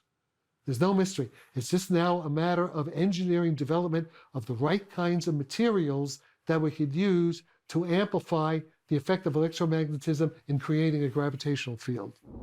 That explains the close encounters of the USS Nimitz, the Roosevelt, and apparently many other close encounters that are still classified. The machine itself is a conscious entity. So the hull, the fuselage of Tic Tac, is a special kind of metamaterial, which also, it turns out, is a conscious computer. It's a conscious artificial intelligence, artificial neural network. The metamaterial is kind of like the brain, like neurons in a brain, the metamaterial. So the metamaterial, it can generate a strong gravitational field, and it also generates consciousness. Hi, my name is Nancy Duterte. I'm a French and American dual citizen. I'm a US attorney, and my French husband worked in the French aerospace business for a long time. I have spent the last few decades becoming a highly trained remote viewer. I trained with former Stargate viewer Lynn Buchanan, and my mentor was Ingo Swann, who created remote viewing along with others for the CIA back in the early 1970s. I trained for a decade to become a psychic detective. I work with American scientists and trained in Russia. And after a major UFO sighting in 2011, I became an expert in exolinguistics. I'm also certified in intuitive Gestalt psychotherapy. I've published 5 books. I've spoken at numerous UFO remote viewing and paranormal conferences, and I've done hundreds of media interviews. I am also director of the Institute for Exoconsciousness, which works with inventors and entrepreneurs inspired through ET or multidimensional contact. To mount a global program, civilian or military-based, to study UAPs or UFOs implies a need for 1, humanity to respond to what is perceived as a threat, and number 2, to pool our global resources. So far, national governments have responded in the somewhat traditional way by defining what each considers to be its own national security interests, and then its offensive and defensive weapons are made classified national secrets. In other words, because we're afraid our enemies might learn of both our strengths and our weaknesses, we hide our knowledge, in this case about UAPs, even from our own citizens. This has not stopped citizens from the US and around the world from reporting all kinds of unusual UAP activity to civilian reporting agencies. This has created a problem. A large number of citizens know that we, as a nation, can and do report UAP activity, and yet this has been intentionally ridiculed, suppressed, confused with misinformation, and kept secret by our military and intelligence agencies to protect perceived national security. While it is evident that many UAPs are human manufactured, many do not appear to be. So the citizens of our nations have been left in a position of fear and confusion because we've been essentially abandoned by our own governments. Consequently, citizens no longer trust or believe the accuracy or completeness of UAP reports, especially those that have been sanitized to protect the public or to protect our national security. If the US military and intelligence agencies are serious about understanding the true nature of UAPs, it is imperative that they partner with the public. There must be a form of a two-way dialogue with the public. Obviously, whatever is shared with the public will then be known to our human enemies. However, given the stunning yet totally obvious admission by the military and intelligence community that there are indeed a small percentage of craft that don't seem to fall into any of the known categories of human activity that can be captured by technology, we now find ourselves in a world involving a potential global security threat, maybe, that goes beyond a mere national threat. This means We need all boots on the ground and all eyes on the sky if we're serious about protecting our planet together. This, in turn, means we need international cooperation of nations and citizens. While this is obviously tricky from the point of view of sharing military and intelligence secrets, I believe it can best be accomplished through non-governmental citizen organizations. The military and intelligence agencies seem to be focusing their efforts primarily on tech-based sensors and tech-based ways to track UAPs. However, as anyone in the UFO community knows, there's a significant psychological component to this activity, as was pointed out by Jacques Vallée decades ago. There's a serious crossover between UAP events and a variety of psychic and paranormal skills and events. These include sudden paranormal activity at the homes of contactees or in their environment, telepathic commands, downloads, and communications, strange psychokinetic activity, teleportation, and apportations, loss of time or consciousness, physical paralysis, or participants who are placed in a state of suspended animation, dematerialization of craft, or possible interdimensional travel. Clearly, consciousness and its relationship to what we consider to be physical objective reality requires significant focus and attention in relationship to UAP activity. This can best be accomplished, in my opinion, by partnering with different cultures, citizens, and nations around the world. Thank you. My name is Claes Svahn. I am chairman for AFU, Archives for the Unexplained in Sweden, and also a journalist with Sweden's largest morning newspaper. I have been researching unidentified flying objects since nearly 50 years. AFU is by far the world's largest UFO-related archive. We started in 1973 and was long known as Archives for UFO Research. But since some years back, we have expanded into the paranormal, unsolved scientific enigmas, unusual natural phenomena, and other, as for now, unexplained events. We have been building a platform for saving important material and making it available to researchers. AFU comprises archives from UFO and paranormal researchers from a wide range of countries. Our files encompasses 3.2 kilometers, more than 10,000 feet of shelf capacity. We have several libraries with 56,000 books, 19,000 magazines, and 55,000 UFO reports. We also hold millions of documents, newspaper clippings, pictures, films, tape recordings, and paraphernalia from all over the world. Much of what we keep is unique and could not be found anywhere else.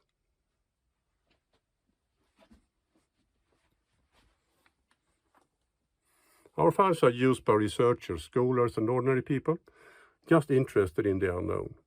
Before the COVID-19 pandemic, we were visited by researchers from the US, Europe, and Asia. But some of our holdings are also accessible through afu.se and on our download site. Here we also have microfilm copies of the entire Blue Book files, 12,618 cases from the United States Air Force UFO project that ended in 1969. And while the Foundation is preserving historical material, saving it from being lost to the world, we are also following current events. Which brings us to the recent US UAP report. AFU welcomes that the Unidentified Aerial Phenomena Task Force will be permanent as an entity, which everything indicates. But which agency that will take responsibility for this is unresolved. But my hope is that it will not only be a military endeavor to investigate UFOs, or UAPs, as the Pentagon likes to call it, but the scientific. One scientist who proposed this line of investigation is Harvard professor Avi Loeb, who I have been in contact with several times during the last year. He has suggested that scientists should get involved in the 143 unsolved observations that the UAP task force investigated. And that is the way forward.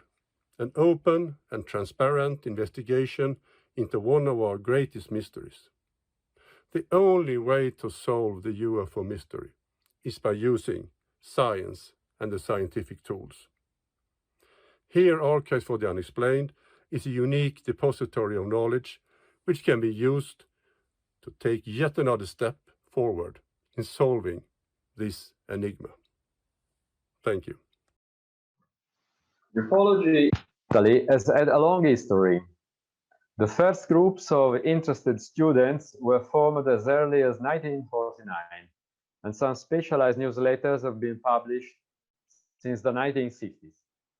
Such a long-time activity has resulted in as many as 35,000 UFO sighting reports, which have been collected and catalogued up to date for a small country having 50 to 60 million inhabitants. The total number of UFO witnesses in Italy is much higher than collected reports, of course. A 1987 nationwide opinion poll gave us the result of 3.5 million people having seen what they thought was a UFO.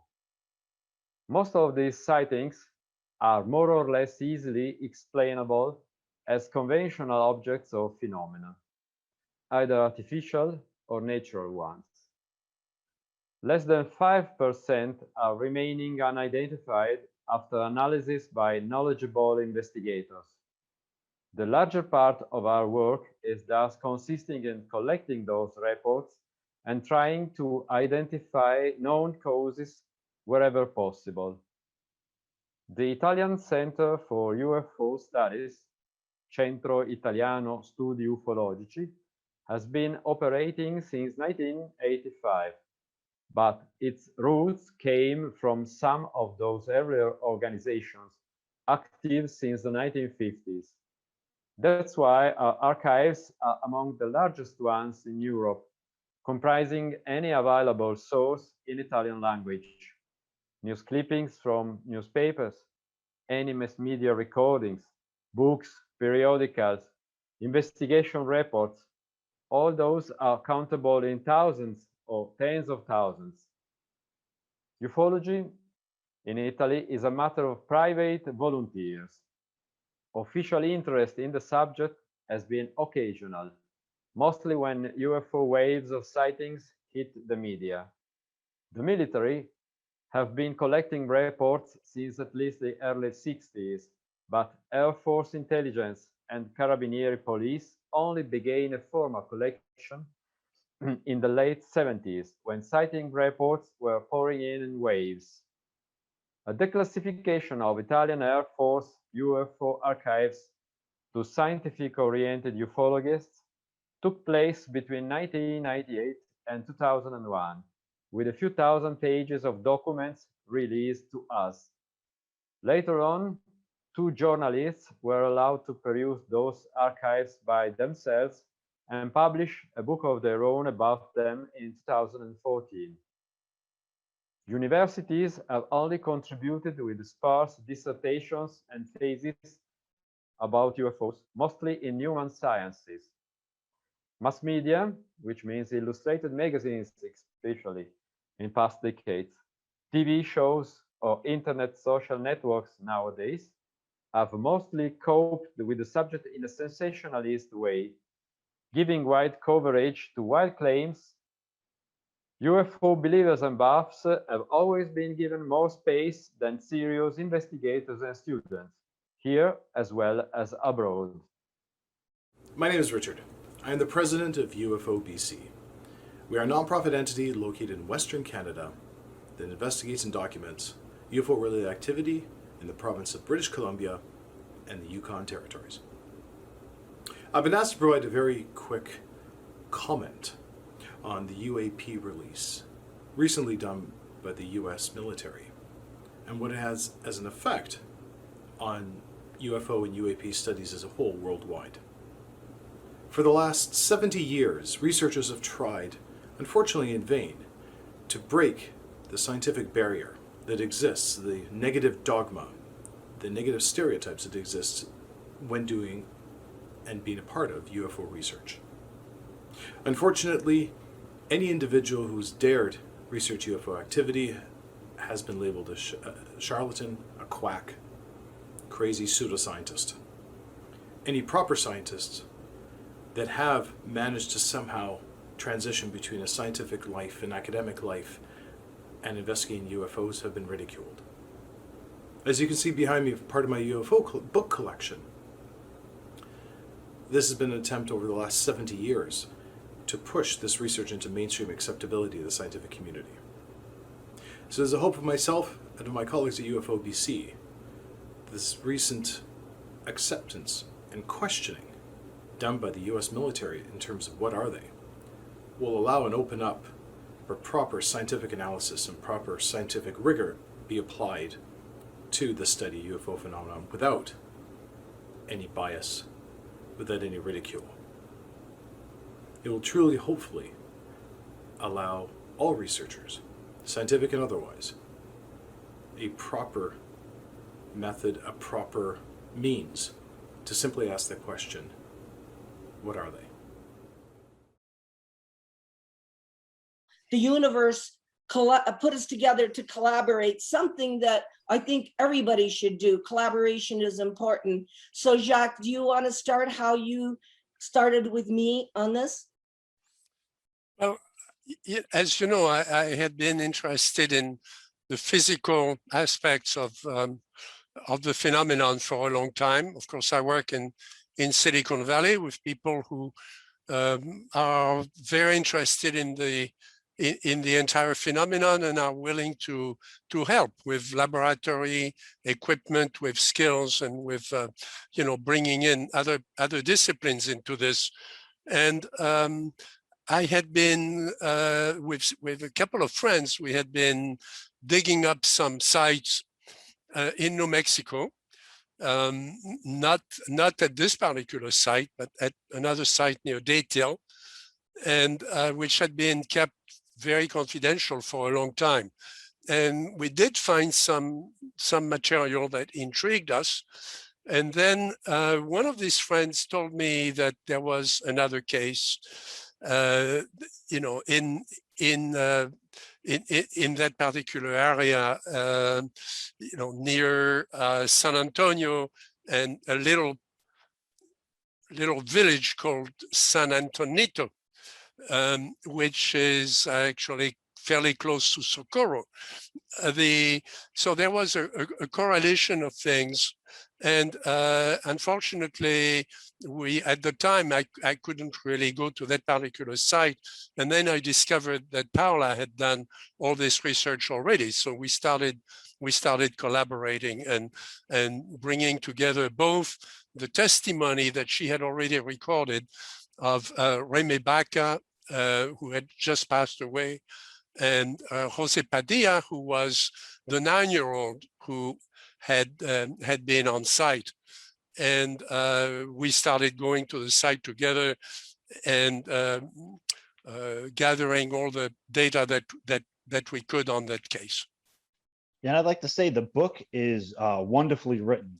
I feel like I'm at the Owl Bar and Cafe when I'm reading it. It's excellent. But to start off, we have a 1945 crash retrieval, or cases with the, you have these kids as witnesses. And an interesting quote here you have from the book, it says, "It had taken place here precisely 1 month after the first nuclear explosion in history, as if a direct response to it." The case has been mentioned in a few other books. Timothy Good in particular, Ryan Wood, have mentioned it. I think in Ryan Wood's book, there's several pages dedicated to the case. So the case had been noticed before, in the literature, but people hadn't paid much attention because first, it was 2 kids. It wasn't as sexy as Roswell. And also, it was a very well-kept secret. And the secret was very well kept from 2 different directions. There was a crash, or rather a controlled landing by a very, very interesting craft that was taken away by the Army. The Army was on the spot because this was within the White Sands area where the first atomic bomb had just been tested. Okay, so the Army was on the spot right away. They recovered the craft and they took it away. And it was never mentioned again anywhere. The other part of the secret was the kids. The kids were terrified by what they had seen once they realized that this was not an airplane and it certainly wasn't a weather balloon. They had recovered some artifacts that we have now, that we are studying and taking apart. Very interesting artifacts, but the Army was clearly aware that there was something missing from what they had recovered, and they were trying to find out where it was. So the kids remained silent. Roswell happened, Kenneth Arnold happened, all of this happened, and they never spoke. So there were only a few leaks, a few mentions very recently that resulted in the quotes that were in a few books. But everybody by then was fascinated with Roswell, that attracted all the media attention, and for good reason.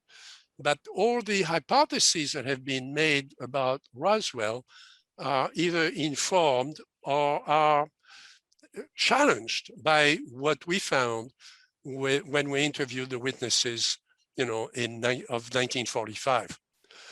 The case is unique, and for me, I've been criticized for not paying enough attention to crashes, and I acknowledge that I stayed away from that because I wanted to stay with cases where I had access to the witnesses, I had access to the site. New Mexico and all these other crashes, and I used to discuss it with Alan Hynek, of course, when I worked with him for many years. You could never really get to the witness. It was always some anonymous person who might have seen some cadaver somewhere, or knew the doctor, but the doctor had died. And yes, it was very interesting. We used to discuss that, to read those reports, with Alan Hynek, but there was no place where we could really go to really get the hard information. Thanks to a few researchers, mainly in New Mexico, but also elsewhere, there is now a body of evidence that can be reviewed, and some samples that can be taken to the lab. So that's why I got back into this. And this particular case with Paola was really a great opportunity to do some real science. My name is Philip Kinsella, and I've been a UFO researcher for over 30 years. I'm also the author of numerous books on the UFO topic. My latest is You, the Public Deceived, The Grand UFO Deception, that was published by Philip Mentel's Flying Disc Press. The other book was called A Passage to Eternity, The Enigma of the Dead, UFOs and Aliens, and also Believe, Bridging the Gap Between the Psychic and UFO Phenomena. And I've also contributed many articles in our search for the truth with regards to UFOs. My own understanding with regards to the UFO phenomena is that we are perhaps dealing with an interdimensional reality here. And this is something that I feel most of the public will not be able to understand. And I also acknowledge the fact that because of the UFO complexity, this is what's causing a great deal of problems for people understanding the phenomena. But there are researchers in this world who are aware of what's going on. And I feel for them, it's really difficult because every time that they come towards some, governing power, they are told that UFOs don't exist.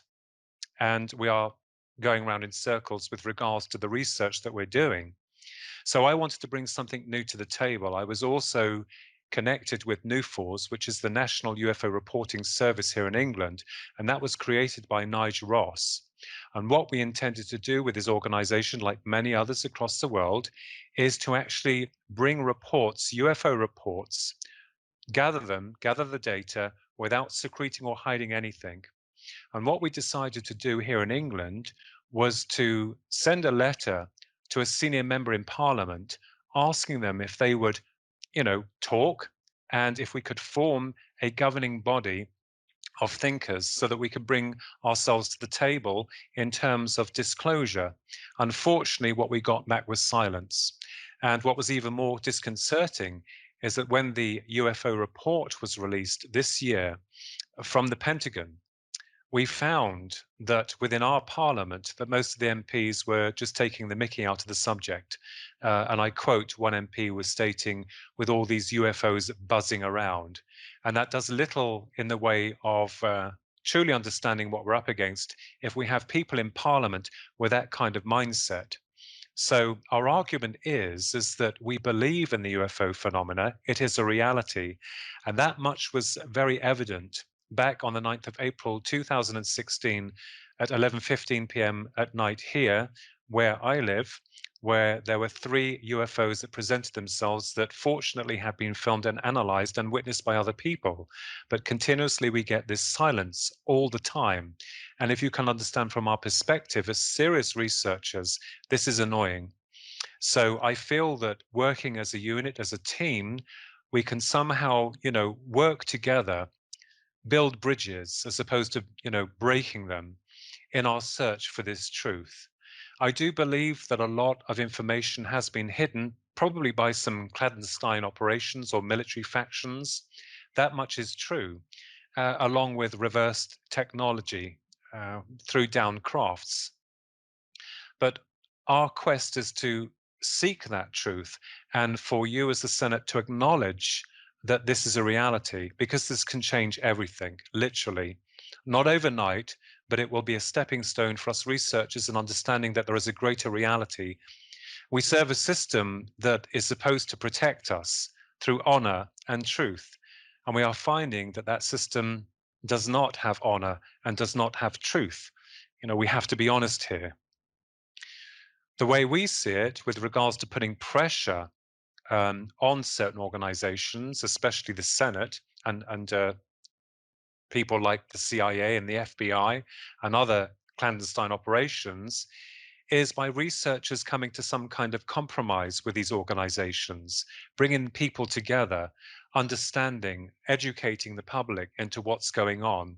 And this is something that we are deeply passionate about with regards to the UFO phenomena, or as is now termed UAP, unidentified aerial phenomena. Since the inception of Roswell back in 1947, it was clear that this deception was evident. Through the military admitting, first of all, that they actually had retrieved a flying disc of unknown origin, of unearthly origin. And then retracting that statement by stating that it was a Mughal weather balloon. And we know that from that point, this deception had started, what they call conspiracy. So, there's only so much that we can tolerate as researchers because we know it's the truth. And I believe that this is a time, a monumental time, where we can change things, where we can move things, where we can work together as opposed to keeping these secrets. And this is what we're fighting for, not just disclosure, because if we do have disclosure, there is so much more that we need to work through. And as researchers united the world over, we can be of assistance to that networking, to that educating, to that understanding of this unknown reality. My association with British ufologist Philip Mental, along with many other esteemed colleagues, is there to progress and to understand this phenomena, along with scientists that we know and great minds. So it's important that for them, as well as for me, that we present our case to you to understand that we want this disclosure. And it's something that we're very passionate about. The question of contact has already been answered. UAPs are real, they exist, and they have been for a very long time. But I think it's time now that we come forward and, with the Senate's help, to sweep aside all this secrecy and disinformation and acknowledge the fact that we need to move forward because we're just going round in circles and it's not helping anyone. I'm currently working on new projects, new theoretical dynamics in the search for the truth, and I believe that the phenomena is very complex, multifaceted, but we also have to look outside the box. I mean, our scientists are beginning to understand and breaking into the fifth dimension. What does that tell us? And I believe that by coming together as a united force, all of us, as a one mind, in truly establishing what we're dealing with, and with you there to help us to pave the way forward towards this truth, would be absolutely incredible. You would actually be making history. With your help, we can work together as a unit, as opposed to separate, sweep aside all of this disinformation and corruption, and this will move us into a new reality, and you can help us with that. We know that you can. I am of a minority, but our dedication and our services are there for you. And I think it's interesting that we can bring these great minds together in truly establishing what we are dealing with, and then working towards a goal or a greater understanding of how we can educate the public into the UAP phenomena. From the persecution of Galileo, and of which future science has changed to give us a greater understanding of our place within this universe, researchers the world over have a right to the truth, and something which will move us closer towards the idea that there are indeed more things in heaven than on earth. We have no confidence within many of the governing sectors of control, and we therefore come to you, the Senate, in the hope that you may sweep aside the secrecy surrounding the reality of UAPs and allow the public to know a truth that we as researchers have been fighting for. You have the power to end such corruption and disinformation surrounding the UAP controversy and something which we know to be truth. Thank you very much for your time and your understanding, and we really hope that you will be able to help us in our search for that truth.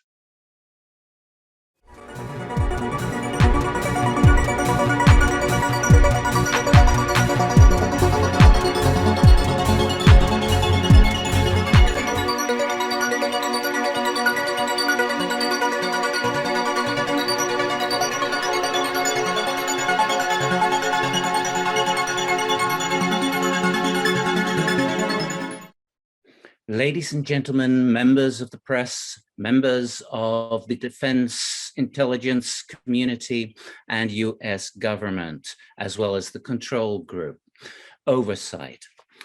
We have had a lifetime of saturation in research of the UFO phenomenon, as well as interactions.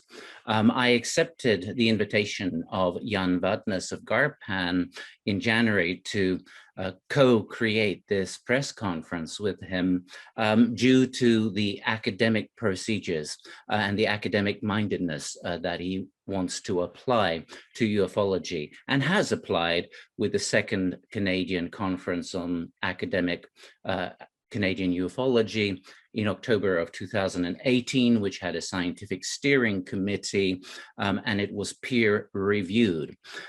So with a lifetime of philosophical meditation, introspection, retrospection on the phenomenon, we have come to our realization that we wanted to bring this into more academic formats. So we engaged in the Alps of Switzerland and Austria, in Italy, dialogues with the cosmos, which we now call dialogues with UAPs, where we brought in technical equipment that has never been used before. And the idea with dialogues is to engage biofeedback protocols that are objective, that are part of the research community of biological sustained coherent states of heart and mind, and then focus on establishing a dialogue. We've had great success. The UFO comes.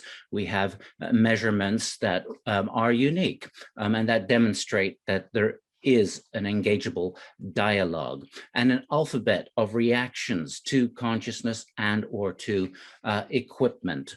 And we will continue with that work through television to document it with brand new technologies. In the retrospect, the idea that this is extraterrestrial is impossible for us. This goes way beyond that. Last year, in September 2020, as an associative professor in the division of the philosophical sciences of the Institute of Basic Research, Palm Harbor, Florida, I was invited as that associative professor to give the mystical implications of the restoration of Einstein determinism, such as two-particle physics, as I'd been studying a brand new branch of science called hadronic mechanics that the Institute for Basic Research is spearheading and pioneering. We appeared as an associative professor in the philosophical sciences for the Institute of Basic Research in the EPR debates of last year. That's the Einstein, Podolsky, and Rosen debates, an international teleconference where a brand new branch of science was brought into focus in the world. And so that's where our philosophical or mystical implications were introduced. We drew from this brand new branch of physics that completes the insufficiencies of quantum mechanics. So we gave a presentation on this brand new science, which dealt with a total entanglement of space in the hadronic horizon hyperdense media and a complementary total entanglement of all time, which gives implication to a cosmic super intelligence. The superintelligence hypothesis is able to deduce or deal with the UFO contact data.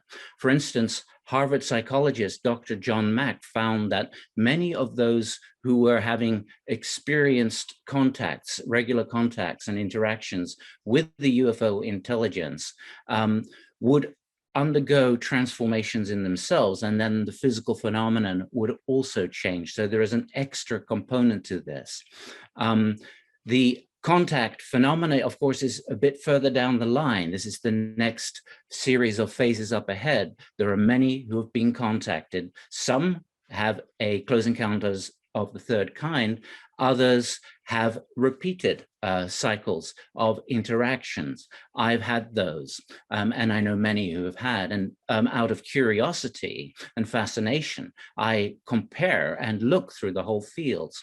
We are not dealing with a set cluster of humanoid-like encounters or descriptions like the Greys, the Nordics, the hairy dwarfs. When you look at the databases from around the world, you have myriads of varieties of humanoids. So this does not fit the bill. There are commonalities between them, which is interesting. Likewise, the UFO can vary from miles in size to small spheres of light or to shape-shifting objects and everything in between. There are wide varieties. So this is beyond the extraterrestrial hypothesis. So Dr. John Mack would take these experiences and bring them through transpersonal psychology to deal with spiritual crises. The same beings would come, but in different form. The ship would change in form, and so would the procedures. And in a few cases, what had been a small gray apparent extraterrestrial turned into a sphere of light that joined a nexus of light.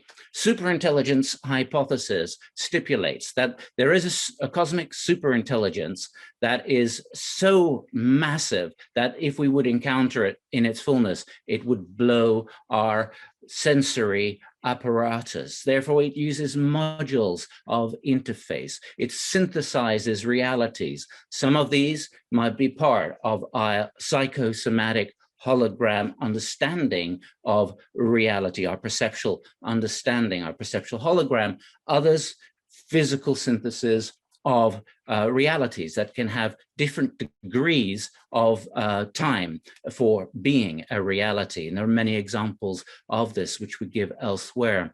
So modules may apply to whole groups of people over many decades or generations. But the module idea is like a graphic operating system. The modules are like icons of an operating system, and that operating system is super intelligence.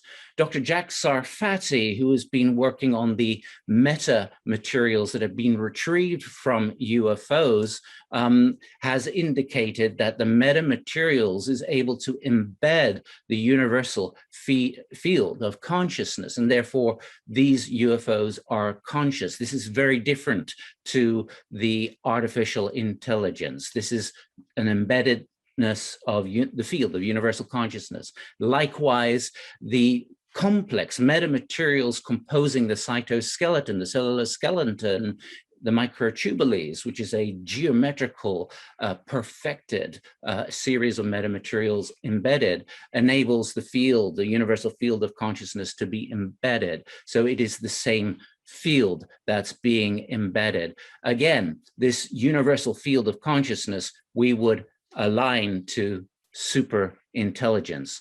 Superintelligence engaging the human race, and through the different modules, is able to steer socially, as Dr. Jacques Vallée has pointed out with his hyperdimensional hypothesis, which has complementary elements to this. So the contacts appear real to the experiencer. There may be physical components that are then measurable, but they are different degrees of modules that have been created. And there have been testimonies also of a Master Sergeant from the National Reconnaissance Organization, Daniel Salter, that the bodies that have been retrieved, he was part of a retrieval operation, are synthesized bodies from a other form of light intelligence that makes bodies from local solar system materials. So superintelligence theory or hypothesis, to broaden the questions we can only just begin to ask. We would add that the superintelligence hypothesis with modules will encompass all aspects, including the contact information, including patterns within UFO encounters, including encounters that often are parallel, where the subject goes out of the body, has an out-of-body experience whilst in a contact, and where the entities are also on that particular level. So a module that encompasses various states concurrently, and the information content that is given is all part of this graphic interface to super intelligence. Dialogues with UAPs up ahead, and the academic process being utilized to the full spectrum of ufology. Thank you. This is the international academic and civilian ufological community's response to the Pentagon, US government, and UAP task force. We are privileged to have the presentation here of Sir Professor Rogero Maria Santilli. Thank you, Professor BOSMAN. I am really appreciated this interview.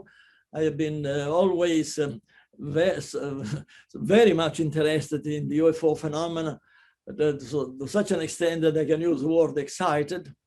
Myself, my wife, and my two children, Luisa and Hermano, then we had a very close encounter in the top of the mountain in the central Apennine in Italy in 1983. And so I saw, and this was a close encounter with missing time. So I saw indeed UFO very close by. And so therefore I have my personal view regarding certain aspects. They essentially stem out, they originated from this direct view. I understand that it impacted your own physics work. Yes, my first impression is that absolutely I do not believe that this machine originated from they are humans. No, the only way to represent the complexity of what I saw is that the only way this, in my view, is credible is that there are machines coming from a civilization at least millions of years ahead of us. So we're talking about civilization that in comparison our knowledge is zero. It's knowledge so small to be potentially insignificant or very little relevance. This is number one. Number two, I saw a number of phenomena that are hardly believable, but I saw them. One of the points that really attracted me, all my attention as a geometer to study geometry, is something reported also by other eyewitnesses, namely that the object was relatively small, namely the size of a pickup truck or the size of our car, a passenger car. But there is a report that when abducted people are abducted, enter into the spacecraft, then they see a large structure with numerous rooms and so on. So this stimulated my imagination, and I worked for a considerable period of time to identify a geometry that could at least represent in an embryonical way such an incredible behavior. And the conclusion was that essentially the entire mathematics that I know was mostly inapplicable or basically insufficient. In other words, the complexity of the UFO phenomena is so great, so immensely beyond our imagination, that sure, with our current mathematics, certainly we can initiate the study of the UFO phenomenon. It's the only thing that we can do at this moment. Any effort is recommendable, etc., etc. However, we have to be objective and admit that this will be grossly insufficient. And I had the same problem for the primary task of in my life. And that is the proof of the Einstein-Podolsky-Rosen argument that quantum mechanics is not a complete theory, end of quote. I wrote several papers and books for the proper completion of quantum mechanics, and the outcome was essentially the same. There was no possibility of achieving a consistent completion of quantum mechanics before first constructing a generalization of the 20th century mathematics that I call isomathematics. I believe this is a crucial point for any study of the UFO phenomena that has a chance, at least of passing the test of time. I'm referring to the use of more appropriate mathematics. The same occurs for the representation of this incredible phenomenon in which you see from the outside a relatively small craft, and abductees enter inside and see rooms after rooms after rooms, which is a very mysterious and fascinating problem. This is represented numerically by the isogeometry to produce incontrovertible evidence that we have alien machine. One of the proposals was published by MUFON of Massachusetts. I believe it will be included in the list of website of list link at the end of this interview. One of the proposals was to drop in a landing site, to drop a highly sensitive chronometer, and then keep the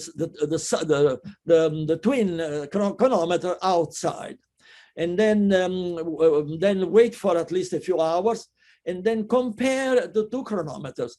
The prediction of isogeometry is the following: that in the event the chronometer has been placed in sufficiently soon after the landing, then must show the prediction must show a difference in time when compared with the external chronometer. That even if we see a spaceship, what do we mean we see a UFO? We see it with our light. Our light bounces back and through our eyes. But this absolutely does not mean that UFO is in our time. No, absolutely. Can be 1,000 years ahead or in the past. It turns out that a spaceship that is capable which is composed by equal amount of matter and or antimatter, so that this civilization millions of years ahead of us is capable of maintaining matter and antimatter together, then that is called technically called iso-self-dual equipment. Then that machine can indeed travel in time because it has no proper time, because the total time of the machine is zero.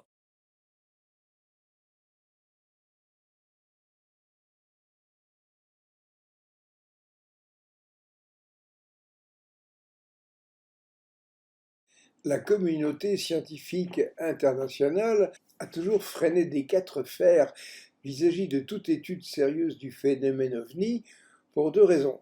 La première, c'est que cela lui semblait contredire les lois de la physique. Des témoins disaient voir se déplacer devant eux des objets croisant à une vitesse évidemment supersonique et sans bruit. Et le mécanicien des flûtes disait « ça n'est pas possible, il devrait y avoir des ondes de choc qui feraient un bruit infernal. Donc ces objets n'existent pas. » Second argument contre l'idée que nous puissions être visités par des êtres issus d'un autre système, les temps de voyage. La plus proche étoile est à 4 années-lumière de chez nous, donc à une vitesse du 10e de la vitesse de la lumière, il faudrait 40 années pour l'aller et 40 pour le retour. Ceci étant, les observations astronomiques des 10 dernières années ont montré que nous devrions nous attendre au bas mot à ce que se trouve dans notre seule galaxie 1 million de systèmes stellaires dans laquelle une des planètes est susceptible d'abriter une vie organisée, voire une forme de vie intelligente et développée. Aujourd'hui, pour un scientifique, il n'est plus raisonnable de penser que nous sommes les seuls êtres vivants dans tout le cosmos. Donc la position est la suivante. Oui, il y a la vie ailleurs, il y en a même dans énormément de systèmes, mais ils sont très loin et ils ne peuvent pas venir nous embêter. À cela, j'amènerai les éléments suivants. Il existe une technologie qui s'appelle la magnéto-hydrodynamique ou la MHD, qui consiste à agir sur les gaz ionisés à l'aide de forces électromagnétiques. Nous avons fait beaucoup de travaux en France dans ce domaine dès la fin des années 60 et jusqu'à la fin des années 80, non seulement sur le plan expérimental, mais également sur le plan théorique, et on a montré qu'on pouvait effectivement empêcher les ondes de choc de se former grâce à ces forces électromagnétiques. Ce sont les Russes qui ont fourni la confirmation expérimentale de ces idées en faisant voler des missiles Mach 10 dans l'air dense ou des planeurs hypersoniques à Mach 30 dans la haute atmosphère. Et ça, sans la MHD, c'est pas possible.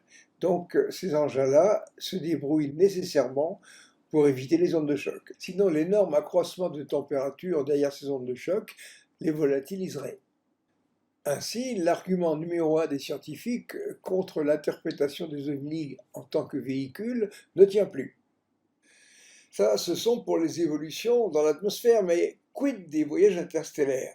Eh bien, figurez-vous qu'avec des décennies de travaux, nous avons pu mettre au point un nouveau modèle cosmologique qu'on a appelé le modèle Janus. Vous ne le savez peut-être pas, mais la cosmologie est dans une crise épouvantable depuis 1970. On a essayé de rafistoler le modèle avec des objets comme la matière sombre, l'énergie noire. Malheureusement, on ne les trouve pas. Et le modèle Janus apporte une autre solution en disant que dans l'univers, eh bien, il y a des masses négatives. Tout cela a été publié dans des revues de haut niveau et ça marche très très bien. Ça répond à tous les problèmes, ça apporte une douzaine de confirmations observationnelles. Ces masses négatives sont en fait de l'antimatière de masse négative. Alors ça accélère l'expansion cosmique, ça confine les galaxies, etc. Mais il y a un aspect tout à fait particulier. Si un véhicule possède une masse négative, eh bien pour aller d'un point A à un point B, les distances deviennent 100 fois plus courtes et la vitesse de la lumière, qui est celle des photons d'énergie négative, est 10 fois plus élevée. Donc on gagne un facteur 1000 sur les temps de voyage. Donc les voyages interstellaires deviennent non impossibles. Si un véhicule parvient à inverser sa masse, eh bien à ce moment-là, il envoie des photons d'énergie négative et on ne les voit plus. Ce qui fait qu'il disparaît. Puis s'il inverse sa masse à nouveau, eh bien il réapparaît. L'astrophysicien Avi Loeb vient de créer ce projet Galiléo. Eh bien, avec mon équipe, on est tout à fait prêt à lui amener ses travaux en montrant qu'avec la science d'aujourd'hui, on commence à avoir une petite accroche sur le phénomène OVNI. Si vous voulez mon opinion, parmi ceux qui nous visitent, il y en a certainement qui n'ont que quelques centaines d'années d'avance sur nous, et nous sommes très près de comprendre comment ça marche et de rentrer dans le club interstellaire. Et c'est la raison pour laquelle ils nous rendent visite. Enfin, pour avoir un petit aperçu de nos travaux scientifiques, eh bien, allez voir à cette vidéo. Bonjour à toutes et bonjour à tous. Donc je suis Didier Gomez, je suis ufologue depuis la fin des années 80. Donc je suis l'auteur d'un livre OVNI Tarn qui est une compilation de témoignages dans le département du Tarn, donc dans le sud-ouest de la France, près de Toulouse. Et dernièrement, j'ai également sorti un autre livre avec pour thème OVNI et nucléaire, écrit avec mon collègue Stéphane Royer, qui est le responsable des repas ufologiques, du réseau des repas ufologiques en France. Voilà, donc dans ce nouvel ouvrage, OVNI et nucléaire, sommes-nous sous surveillance, qui est paru chez JMG Éditions le 16 juin 2021, on évoque évidemment tous les cas, une grande partie des cas importants qui ont été relayés par différents témoins en France, à l'étranger, aux États-Unis bien sûr, et aussi bien aux alentours des centrales civiles, que des sites stratégiques militaires en lien avec le nucléaire. Et voilà, donc nous invitons chaque ami québécois ou canadien ou même ufologue du monde entier à se procurer ce livre pour un peu mieux comprendre la recrudescence et l'évolution exponentielle des témoignages en relation avec les phénomènes OVNI après la Seconde Guerre mondiale, et notamment en lien direct avec les explosions de Hiroshima et Nagasaki de bombes nucléaires. Et à partir de ce moment-là, effectivement, le phénomène OVNI s'est démultiplié aux quatre coins de la planète, avec des témoignages que nous connaissons depuis quelques années maintenant. Et en fin d'ouvrage, en fait, on évoque aussi le lien qu'il peut y avoir avec la dangerosité du nucléaire dans nos sociétés modernes, et en lien avec les différents messages qui ont été donnés aussi bien dans les descriptions de récits de contactés que d'abductés également, où on retrouve le même message. Attention, vous êtes en train de jouer aux apprentis sorciers, et est-ce que le phénomène OVNI ne serait pas là pour nous faire passer ce message? Donc c'est un peu ce qu'on a voulu démontrer dans cet ouvrage qui a 376 pages. Alors bien évidemment, c'est pas en 2 minutes que je peux résumer le travail que nous avons accompli, mais j'invite chaque lecteur intéressé par ce sujet-là à se procurer ce livre. On peut le trouver sur Amazon, bien sûr. Il y a eu très peu de livres sur ce sujet-là, OVNI et nucléaire. Donc voilà, on a essayé de combler ce vide. Merci en tout cas à Yann VADNAIS et au Garpan pour cette conférence de presse internationale, et le bonjour à tous les ufologues du monde entier. Merci à vous. On voit que les choses ont bougé depuis le 25 juin dernier. Les lignes sont tombées puisque le Pentagone et le gouvernement américain ont validé le phénomène aérien non expliqué comme matériel. C'est-à-dire qu'ils parlent d'objets. C'est-à-dire qu'on n'est plus sur de la foudre en boule ou des choses qui sont... Là, on parle de matérialité. Donc, matérialité, ça peut être des drones étrangers, ça peut être des drones extraterrestres, ça peut être... On ne sait même pas si c'est piloté, pas piloté. Parce que j'avais écrit ici un papier il n'y a pas longtemps sur l'hypersonique, sur les engins hypersoniques. Et en fait, le chercheur qui travaille un des chercheurs qui travaille sur les engins hypersoniques disent que, de toute façon, même hypersoniques, ces engins ne pourraient pas, si c'était des engins hypersoniques, ne pourraient pas se déplacer comme ils se déplacent. C'est-à-dire qu'un engin hypersonique a besoin d'1 à 10 km pour pouvoir tourner à grande vitesse. Là, on voit que ces engins, ils font ça, ils bougent, ils vont dans l'eau, ils ressortent, etc. Donc les choses quand même évoluent. La prise en compte de ce phénomène et la réalité de ce phénomène métallique, matériel par le gouvernement et le Pentagone, c'est énorme, non? Ah, c'est tout à fait énorme. Et en plus, on voit que il y a eu un changement d'approche, ouais, même par les journalistes. Il y a certains journalistes qui hésitaient à faire des papiers sur le phénomène et qui maintenant se rapprochent de plus en plus de nous pour avoir un questionnement par rapport à tout ça. Ils souhaitent savoir pourquoi ça arrive, comment ça peut arriver, qui a pu observer, qui a pu... parce que pour eux, c'est tout à fait nouveau pour certains journalistes. Ouais. Et c'est là que ça devient intéressant, c'est qu'on va peut-être pouvoir en France, enfin, avancer un petit peu dans ce domaine sans être pris pour des guignols, comme on est pris en général. Et on voit que d'autres personnes ont analysé aussi ce rapport et ont remarqué que les choses ont vraiment évolué de ce côté-là. Il faut juste que les journalistes qui vont travailler sur le sujet soient un peu au courant des choses, parce qu'à chaque fois qu'il y a une émission grand public sur le dossier, on a l'impression de repartir à zéro. C'est ça. Et de ne pas avancer, alors que depuis Kenneth Arnold, il s'en est passé des choses. Il y a eu beaucoup d'évolutions sur le dossier. C'est vrai qu'on a toujours la sensation qu'on en est encore aux petits hommes verts, alors même si on rigole un peu moins, on est possible, pas possible, etc. Donc, ce que ne font pas les Américains. Les Américains ont une vraie culture OVNI en termes de médias. Larry King a reçu bon nombre de fois des ufologues, George Knapp aux États-Unis aussi. Il y a mon alter ego George Noory sur Coast to Coast qui le fait pratiquement tous les soirs. Donc, Jeremy Corbell qu'on a reçu aussi plusieurs fois.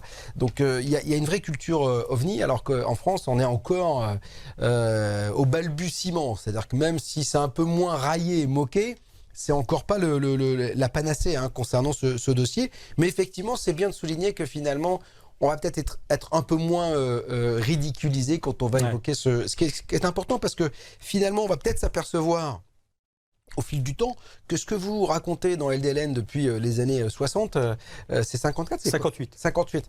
Depuis 1958 jusqu'à aujourd'hui, ce que nous on raconte depuis 9 ans maintenant sur BTLV, peut-être que tout cela finalement est une réalité. On nous prenait pour des uluberlus et peut-être qu'aujourd'hui on va s'apercevoir, et les médias de masse particulièrement, vont s'apercevoir qu'il y a peut-être une réalité. D'ailleurs le gouvernement américain l'a annoncé en grande pompe. Il y a une réalité du phénomène. C'est quoi qui fait peur aux États-Unis, d'après vous? C'est la suprématie de l'armée américaine qui est mise à mal? Il y a deux choses. Moi, je pense qu'il y a deux choses qui font peur aux États-Unis. Déjà, c'est ne pas pouvoir contrôler son espace aérien si le phénomène est d'origine exogène. Et la deuxième chose, c'est que il y a une deuxième chose qui leur fait peur, c'est que le fait que depuis des décennies, ils aient menti au peuple américain en cachant une certaine forme de vérité, et que si on s'aperçoit que l'armée américaine ou le gouvernement américain détenait une certaine vérité depuis quelques décennies et ont refusé de la présenter au peuple, le peuple américain va se dire on nous ment depuis très très longtemps, comment accepter que ces mêmes gouvernants ou cette armée, qui doit nous protéger normalement, est incapable de le faire, et donc vont s'interroger sur d'autres choses. Et je pense que le fait de la révélation qui va être faite, parce que le rapport va encore évoluer. Là, oui, dans quelques jours, quelques semaines, il va y avoir la suite, 75 pages, on annonce. Voilà. Donc, moi, je m'attends à voir de quelle manière ils vont faire encore des révélations par rapport à tout ça. Est-ce qu'ils vont hésiter à admettre que eux connaissent la vérité depuis très très longtemps? C'est là la vraie question, parce que le côté extraterrestre, ça m'étonnerait qu'ils disent voilà, c'est extraterrestre. Bon, ils seront toujours dans le flou en disant voilà, c'est exogène, on ne sait pas d'où ça vient, etc. En revanche, ce qu'on peut effectivement attendre, c'est bon, nous le savions depuis longtemps, nous avions des doutes depuis le rapport Condon, Sign, etc., Grudge, tous ces rapports qui ont été Blue Book, etc., qui ont été ou ces enquêtes qui ont été menées. Voilà, on le savait, on a vu avec BTLV le cas de Cap Girardeau de 1941, entre autres, celui que Paola Harris et Jacques Vallée maintenant ont sorti en livre de la même année. Donc on voit que, ou en 42, on voit que peut-être que effectivement le gouvernement va dire bon, on le savait. Voilà, c'est la seule chose qu'on peut attendre de ce rapport. 75 pages, ils vont pas nous dire, on sait qu'ils viennent de Vénus, qu'ils sont de Ziti Reticuli, là, vous voyez ce que je veux dire, c'est ça. Qu'on a des contacts avec eux, ça c'est clair qu'on qu'on n'arrivera pas à ce niveau-là. Mais toujours pour en parler, c'est qu'on a des sources qui disent qu'éventuellement l'armée américaine et le gouvernement étaient au courant. Parce que je ne veux pas dire de bêtises, mais dans les années 48, je crois, il y a eu un mémo de Truman à Marshall, au général Marshall, qui parlait déjà de récupération de certains objets. Oui, bien sûr. Et ce mémo, il est troublant, si ce mémo est réel. Parce qu'on est toujours dans la forme où on peut avoir des faux qui traînent à droite à gauche. Mais apparemment, ce mémo est vraiment My name is Thiago Luiz Chiquete. I am the co-editor of the Revista UFO magazine of Brazil, president of Brazilian Ufologist Commission, and the national director of MUFON in Brazil. Well, when we talk about UFOs and now UAP, we must see from the past to the present and to the future. We have reports and we have records that show us that something happened in our ancient times. We have gods coming from above, from heaven. We have folklore and culture in different countries that tell us that giants walked on earth a long time ago. And we now, here in Brazil, we have many examples of the UFOs and UAPs. We have the famous Night of UFOs in Brazil, when in 1986, more than 20 UFOs was in the sky, and 5 jet fighters scrambled to chase them and try to identify. They couldn't, because the UFOs were so fast. Their technology was so higher than ours that it was impossible to at least identify those objects. Another major case here in Brazil is the plate operation, Operação Prato, where the Brazilian Air Force sent a crew, a team, to identify flying discs, flying objects that were shooting rays, laser rays, in the people and get their blood. We had one person that died because of it, and for almost 4 months we had this invasion of the north of Brazil. We had more than 300 cases, and this crew, this team of the Brazilian Air Force got more than 200 photos, more than 5 hours of videos of Super Film 8 in video, and we are looking for, since that day to today, we're looking for these films. They are still classified by the Brazilian government, but shows again that this phenomenon, the UFO phenomenon, is a worldwide matter. And I could not tell about the Virginia case, where the alien creatures, the crew of the UFO that crashed in Virginia City, in Belo Horizonte, in Minas Gerais state in Brazil, they were captured and took to hospital here in Virginia, and then to the Unicamp, a university in Campinas City in São Paulo, and then all the creatures, at least 4, including the UFO, were sent to United States.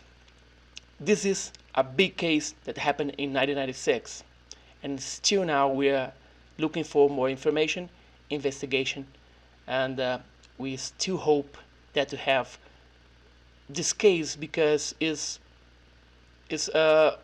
like many people say it's the Brazilian Roswell.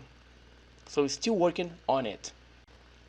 And recently we had this Pentagone report that was released, just 9 pages of 144 cases. One case was a balloon, but what about the rest of 143? What were that? What was that? We're still looking for this information, and the Pentagon says that nothing from outer space is the explanation of the sightings that they research, but they classified the types of the sightings, and the last classification is others that need more information, more research. And if in one way they say that it's not extraterrestrial, in the other hand they cannot deny it or simply put away, because it's still there's a possibility to have this origin, the extraterrestrial origin. So I think that we are facing a change of the way the UFO subject is looked at by the scientists, the scientific community, scientific society, and for the army and the governments. We are facing perhaps the start of what we always ask, that is all the secret, the end of all the secrets.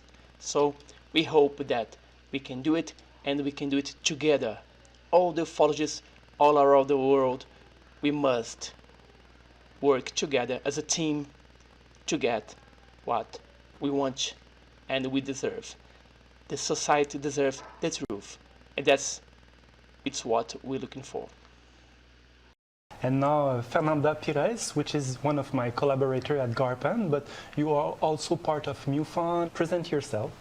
Yeah, my name is Fernanda Pires. I am SCIPE founder, a scientific channel of UFOs phenomena and space research. Also GARPAN investigator, MUFON field investigator, and UFO ufology world movement coordinator. And yeah, today we are here to talk an important subject matter, and we are truly happy. Thank you for inviting us. My personal opinion is that we know for a fact that military and intelligence establishment, they remain the most profound secrets on UFO.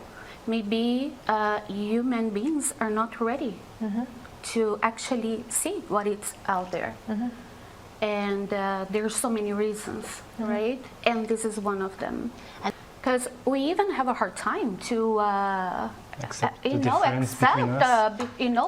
difference between us. Yes. Imagine what is out there. Fernanda is an active investigator. Can you share one of them with us? Yes, absolutely. I did an investigation here in Canada. It was an abduction case. It's in Dollars des Ormeaux. Yeah, she actually saw, she woke up in the middle of the night, all twisted, upside down.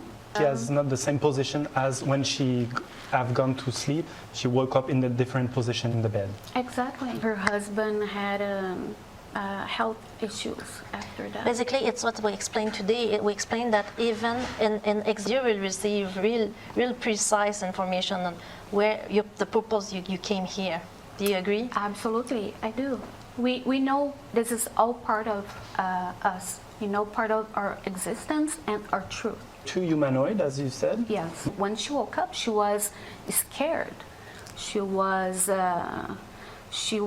Her heart was beating fast. And when you say that her husband, who was sleeping beside her, he didn't wake up him, but he had a medical problem after that. He did. He had some red spots all over his body, especially in his back. and he had, after this, he had a cancer problem. Also, one person that, or people in general, that was abducted one time was so many times before. And it's also part of our DNA. Yeah? They have a purpose. They have they know why they are doing this with all of us. Yeah, we are part of all this creation, right? Thank you very much, Fernanda Pires from Newfoundland. Thank you. Greetings from Waynesboro, Tennessee, USA. I'm Brent Rains. I'm the editor of a monthly online magazine called Alternate Perceptions, which had its origin back in 1985 as a small newsletter called Paraufology Forum. From the very beginning, a good friend of mine and colleague, psychologist Dr. Gregory Little, was contributing features, and in 1993 went beyond being a contributor. He became a publisher and co-editor, and assisted me greatly in the production of the magazine. He'd had some experience in the publishing field that I didn't, and even at one point became this really classy publication, about 58 pages, color cover, distributed by distributors across the U.S. and even up into Canada. And then once the internet came along, we migrated there, and we come out monthly now, and have a lot of a variety of material, UFOs, high strange paranormal events, which we feel in many cases is interconnected. We both agree that John Keel, a well-known New York journalist who was the author of the Mothman Prophecies in 1975, and the same name of the movie that came out with Richard Gere in 2002, I believe. And he also wrote other books regarding the UFO phenomena, like from 1970, Strange Creatures from Time and Space, Operation Trojan Horse, and then later The Eighth Tower, and Our Haunted Planet. And we feel that Keel had certainly a lot of the underlying understanding, meaning he understood of the psychic elements and some of the unusual physics displayed, associated with these encounter reports. And so we've pursued a lot of the research. We've been in touch with John Keel. I had actually, back in my teenage years, contacted him back in October of 1969. I had gotten into the field of ufology back in January 1967 at the age of 14, so I've been at this a pretty good while. And I found that the Keelian road, less traveled, held a lot of interest and gave me a lot of insight into pursuing these mysteries. There were a lot of associated elements. A lot of the problem, I think, in the field is we've not pursued the data to the full extent that it should be pursued. Often a ufologist from the mainstream nuts and bolts arena would look at or investigate a UFO case, talk to the witness, and would, in the process, if the witness brought up seeing a cryptid form, Bigfoot or whatever, or some ghostly creature or poltergeist manifestation, and would automatically, leave that out, say that's not my field, that's someone else you need to call a ghost hunter or a parapsychologist or a cryptozoologist or someone else. And the same thing would happen when the shoe was on the other foot with the parapsychologists, ghost hunters, and the cryptid people. So, but we really need to be more multidisciplinary, and this is what Keel stated. He even felt that ufology should be a branch of parapsychology, and he even expressed 1970 in his book Strange Creatures from Time and Space, aliens, ghosts, what's the difference? He saw a lot of similarities in just different frames of reference. It's been going on for centuries and centuries. You could go back and look at the biblical accounts of Enoch and Ezekiel and ask yourself, Are these not the same type of elements that crop up in our UFO contactee syndrome? Where do we draw the line here? And I know that when I first got into this when I read Frank Edwards' Flying Saucers Serious Business back in 1966, a bestseller, I really thought that it was, probably just simply straightforward physics, nuts and bolts, ET visiting Earth. But Keel and Jacques Vallée and even Brad Steiger got me to realizing that these were more complex, more unusual. And we've had a lot of media interest in the last few years in the UFO phenomena, now called UAP by many, unidentified aerial phenomena. Maybe they're plasma, right? Keel was, open to the idea of the electromagnetic spectrum, and they could appear from realms that we can't see, manipulate electromagnetic forces, and there's the paranormal component. I know early on in 1971, I wrote to him and asked him, what could I do to prepare myself to investigate these kind of phenomena, and he recommended some good literature that should be sought in the area of religious studies and parapsychology. I even got a book on apparitions that he recommended. He saw these things as variations on the same thing, just a different frame of reference. So I think there's a lot more to be explored and studied. I was recently talking with a sensory neuroscientist, PhD, Dr. Bob Davis, who has written a book on UFOs, the UFO phenomena, Should I Believe? It's entitled.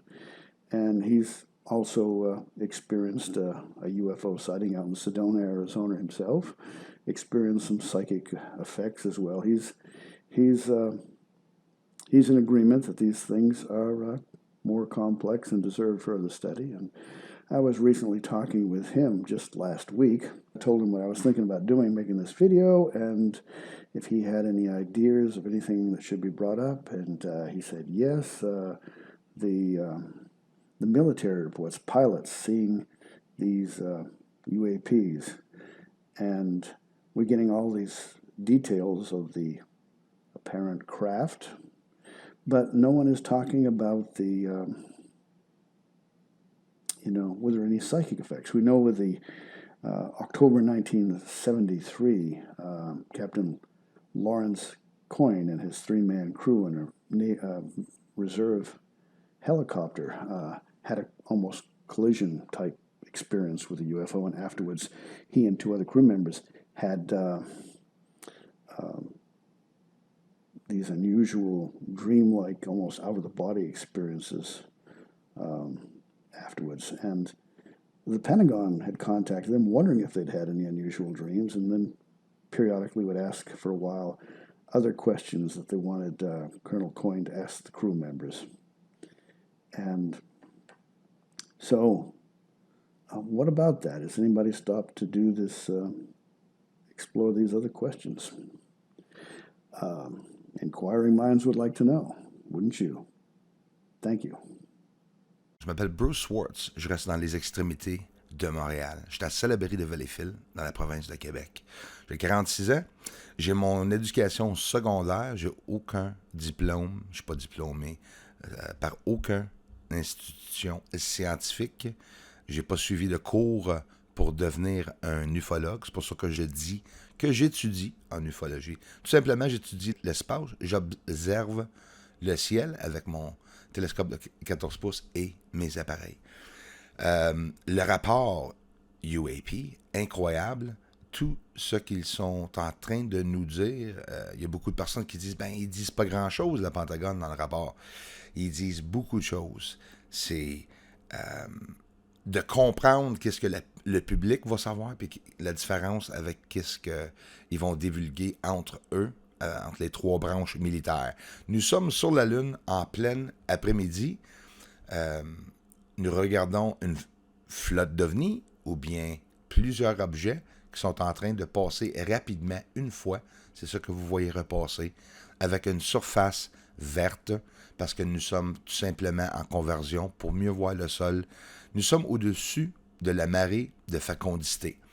Tout simplement, les ovnis que vous voyez présentement, je vais vous montrer que j'ai des ovnis, des captures d'ovnis, où les ovnis sont tellement près de la surface de la Lune que nous voyons des lumières sur le sol et qu'est-ce qu'il y a de l'air, même des fumées. Ici, c'est pas standard, comme que beaucoup de personnes me disent. Moi, l'exposition est descendue, nous sommes très près, la surface encore verte. Mais regarde qu'est-ce que ça nous donne, en fait, de faire des recherches pour voir s'il y a une activité ou un mouvement. Le sol a la même réflectivité que ces objets que nous voyons passer. C'est très dur à distinguer la différence des objets qui se promènent au-dessus de la surface de la Lune ou bien près, peu importe l'auteur qu'ils sont. Il y a différents types de caractéristiques de ces ovnis, comme les branches de militaires nous ont expliqué, comme le Pentagone ils disent. Ils ne peuvent pas juste caractériser toutes les captures à une chose. C'est plusieurs choses. Ils ne savent pas si c'est une menace, par exemple, extérieure ou bien ici sur la Terre, ailleurs. Fait que c'est sûr que, selon moi, le Pentagone vont avoir besoin de yeux à l'extérieur, plus loin. Regarde l'énergie se promener sur le sol. C'est des ovnis, des lumières, beaucoup d'énergie que vous voyez qui sortent de ces objets-là alentour, que ce soit une énergie de photons, peu importe, juste à l'observation, on pourrait dire que c'est une gigantesque feu, par exemple, à l'arrière de ces objets-là. Ici, regardez comme il faut. Marée de fécondité. Un ovni décolle de la surface de la Lune et ensuite, instantanément, une couple de milles plus loin, un autre ovni apparaît. Est-ce que c'est l'ovni qui a quitté rapidement pour aller à côté, puis ensuite décoller de cet endroit? Vous allez voir des lumières à droite, en bas apparaître aussi. Fait que les ovnis, qu'est-ce que je suis en train de vous essayer de vous faire comprendre? Les ovnis, ici sur la Terre, qui sont captés sur la Terre, si ça vient d'ailleurs, à l'extérieur, ils sont peut-être pas si loin que ça, puis sont peut-être, par exemple, en théorie, est-ce qu'ils pourraient être près de la Lune? Ou est-ce que ces objets-là que moi je filme, carrément en train de décoller sur le sol, qui sont cachés sous des lumières et des fumées, selon moi, encore une fois, visuellement, qu'on peut voir, on voit l'ovni élevé, puis on voit les lumières rester. Regarde les lumières sur le sol. Sans farce, là. À cause d'un étant fort grossissement d'image, c'est dur de comprendre. La plupart du monde me disent, ben recule-toi pour qu'on puisse voir le sol. Mais en réalité, sur le sol, ces ovnis-là, ou les phénomènes de lumière, tout simplement, sont cachés au-dessous des nuages et sont très, très petits. Fait qu'avec mon télescope de 14 pouces, on est vraiment en grossissement d'image. Pratiquement au maximum pour être capable de voir sous l'atmosphère de la Lune. Veux pas, la Lune a une atmosphère, même s'ils disent qu'elle est moins que l'atmosphère sur la Terre. Les objets au-dessous, plus petits qui passent, sont peut-être plus près de la surface. Fait qu'il y a de différents niveaux quand on voit ces objets-là ou quand je vois ces objets-là sur la surface. Des gaz provenant aussi des ovnis. Pour finir, les amis, parce que j'avais juste 6 minutes, on va voir seule et unique capture en infrarouge avec un appareil Bushnell de 1100 mètres que je peux rejoindre avec le Bushnell 1000 nanomètres. Regarde un ovni avec les étoiles, que vous voyez la grosseur en arrière. Je ne suis pas en grossissement d'image. On voit 1, 2, 3, 4, 5, 6, 7, 8 avec 9 points de lumière. L'objet dans le centre, regardez, il va changer de forme. Ça va causer les feux ou lumières alentour que moi je vois visuellement. Ça, c'est SpaceX, le train satellite, pour vous comparer la grosseur. C'est le même grossissement d'image. Il n'y en a pas de grossissement d'image. Cet objet est tellement près de moi, c'est en train d'éclairer. Vous voyez le point de lumière aussi. Ensuite, à 20 pieds au-dessus de ma tête, pour vrai, là. Ensuite, l'objet va monter. Rich Sheck's response is a summary of 3 articles that he has written on the subject matter. Top ufologists ignore continuing CIA role in UFO cover-up by Rich Sheck. As best as I can surmise, all the top ufologists have missed the continuing role of the CIA in covering up the UFO phenomenon. None of them seem to have noticed that the unclassified portion of the UAP task force did not include input from the CIA, which is notorious for having a separate reporting system from the Air Force and other agencies tracking UFOs.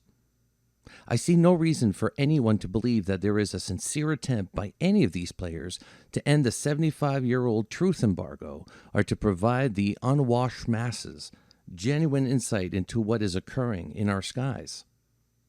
My sense is that we are witnessing another highly sophisticated psychological operation that puts forth a tight official narrative that does little more than tease the public's appetite for the truth while setting the foundation for a blue beam type false flag operation or perhaps even an alien salvation event.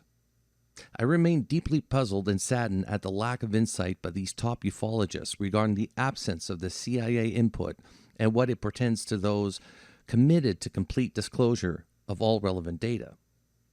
This observer is also perplexed by the lack of comments pertaining to what appears to be an admission that the government uses ET technology in the leaked memo to Richard Dolan. I consider that a backhanded, limited hangout form of disclosure, but I'm currently alone in my assessment. UFOs, Unending False Official Narratives by Rich Sheck. Analysis. The leaked 8 types of advanced propulsion system in the classified portion of the UFO UAP report appears to have eschewed any input from the CIA. That fact alone renders it highly suspect as a threshold matter. The CIA has played a major role in the UFO disinformation campaign as part of a psychological operation to intentionally confuse the public. Response to Richard Dolan. Regarding your comments about the leaked info, you seem to endorse the official narrative position in the unclassified portion that the technology is not ours. I disagree and see the leak confirming that the crafts are ours when it says, prototypes of flying crafts are being flown at Area 51. Where do we go from here? Congressional hearings may occur unless there is a false flag event, and by that I mean a new pandemic, blue beam attack, war with Russia and or China, environmental crisis, civil war, etc., to deflect attention away from disclosure.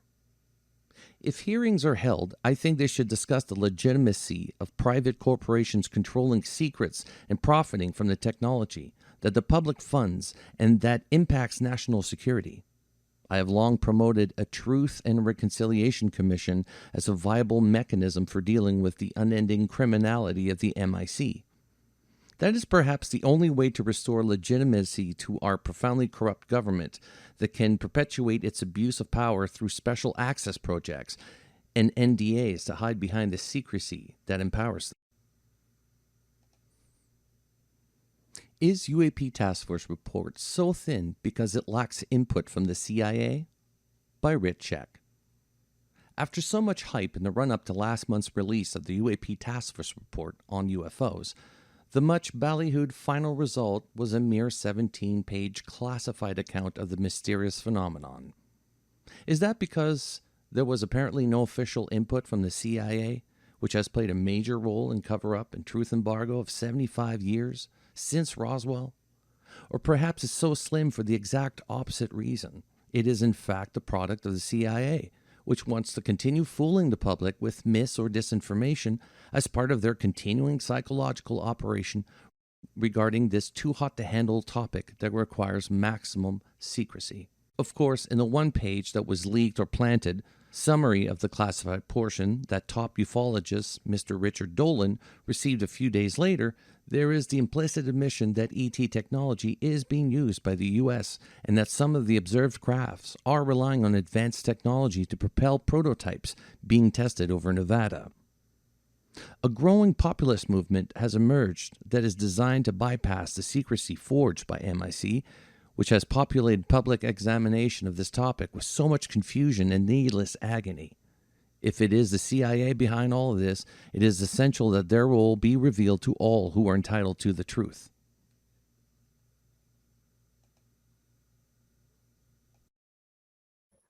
A response by U.S. chrononaut Andrew D. Bashago, J.D. Cantab, and exopolitics originator Alfred LAMBREMONT WEBRE, J.D. MEd, Cert. Public Health, Harvard. U.S. chrononaut Andrew D. Bashago, a whistleblower from Project Pegasus, top secret DARPA CIA quantum access time travel program early after 2010, publicly released in many public fora the 8 modalities of U.S. government quantum access time travel by U.S. chrononaut Andrew D. Bashago. In his 2014 book, The Dimensional Ecology of the Omniverse, Alfred LAMBREMONT WEBRE reported, quote, Mr. Bashago served in DARPA's Project Pegasus from 1968 to 1972 at ages 7 to 11, was involved in 8 different types of time travel that had only recently been achieved by the U.S. defense technical community, and served in a second secret U.S. space project, the CIA's Mars Jumper program from 1980 to 1984 during his college years at UCLA. In that capacity, he made about 40 trips to Mars via jump room as a U.S. chrononaut, end of quote. As intentional spycraft PSYOP, CIA and the deep state created the June 25th, 2021 UAP report as a disinformational context within which to intentionally, quote, leak with malice aforethought a malleable ufologist, Richard Dolan, a hoax list of, quote, 8 alleged types of advanced UAP propulsion technology. This list was a hoax to function as a propaganda, disinformation, displacement cover for the genuine 8 modalities of U.S. government quantum access time travel by U.S. chrononaut Andrew D. Bashago, and thus attempt to hijack the June 25th, 2021 UAP report as a continuing cover-up of U.S. secret government quantum access time travel technology, which U.S. chrononaut Andrew D. Bashago has since 2001 been publicly exposing and continue to do so in forthcoming books exposing secret time travel by U.S. chrononaut Andrew D. Bashago, J.D. M.A. Cantabriensis, and a book on the Chronography's secret time travel government forthcoming by Alfred LAMBREMONT WEBRE, J.D. M.Ed. Cert. Public Health, Harvard.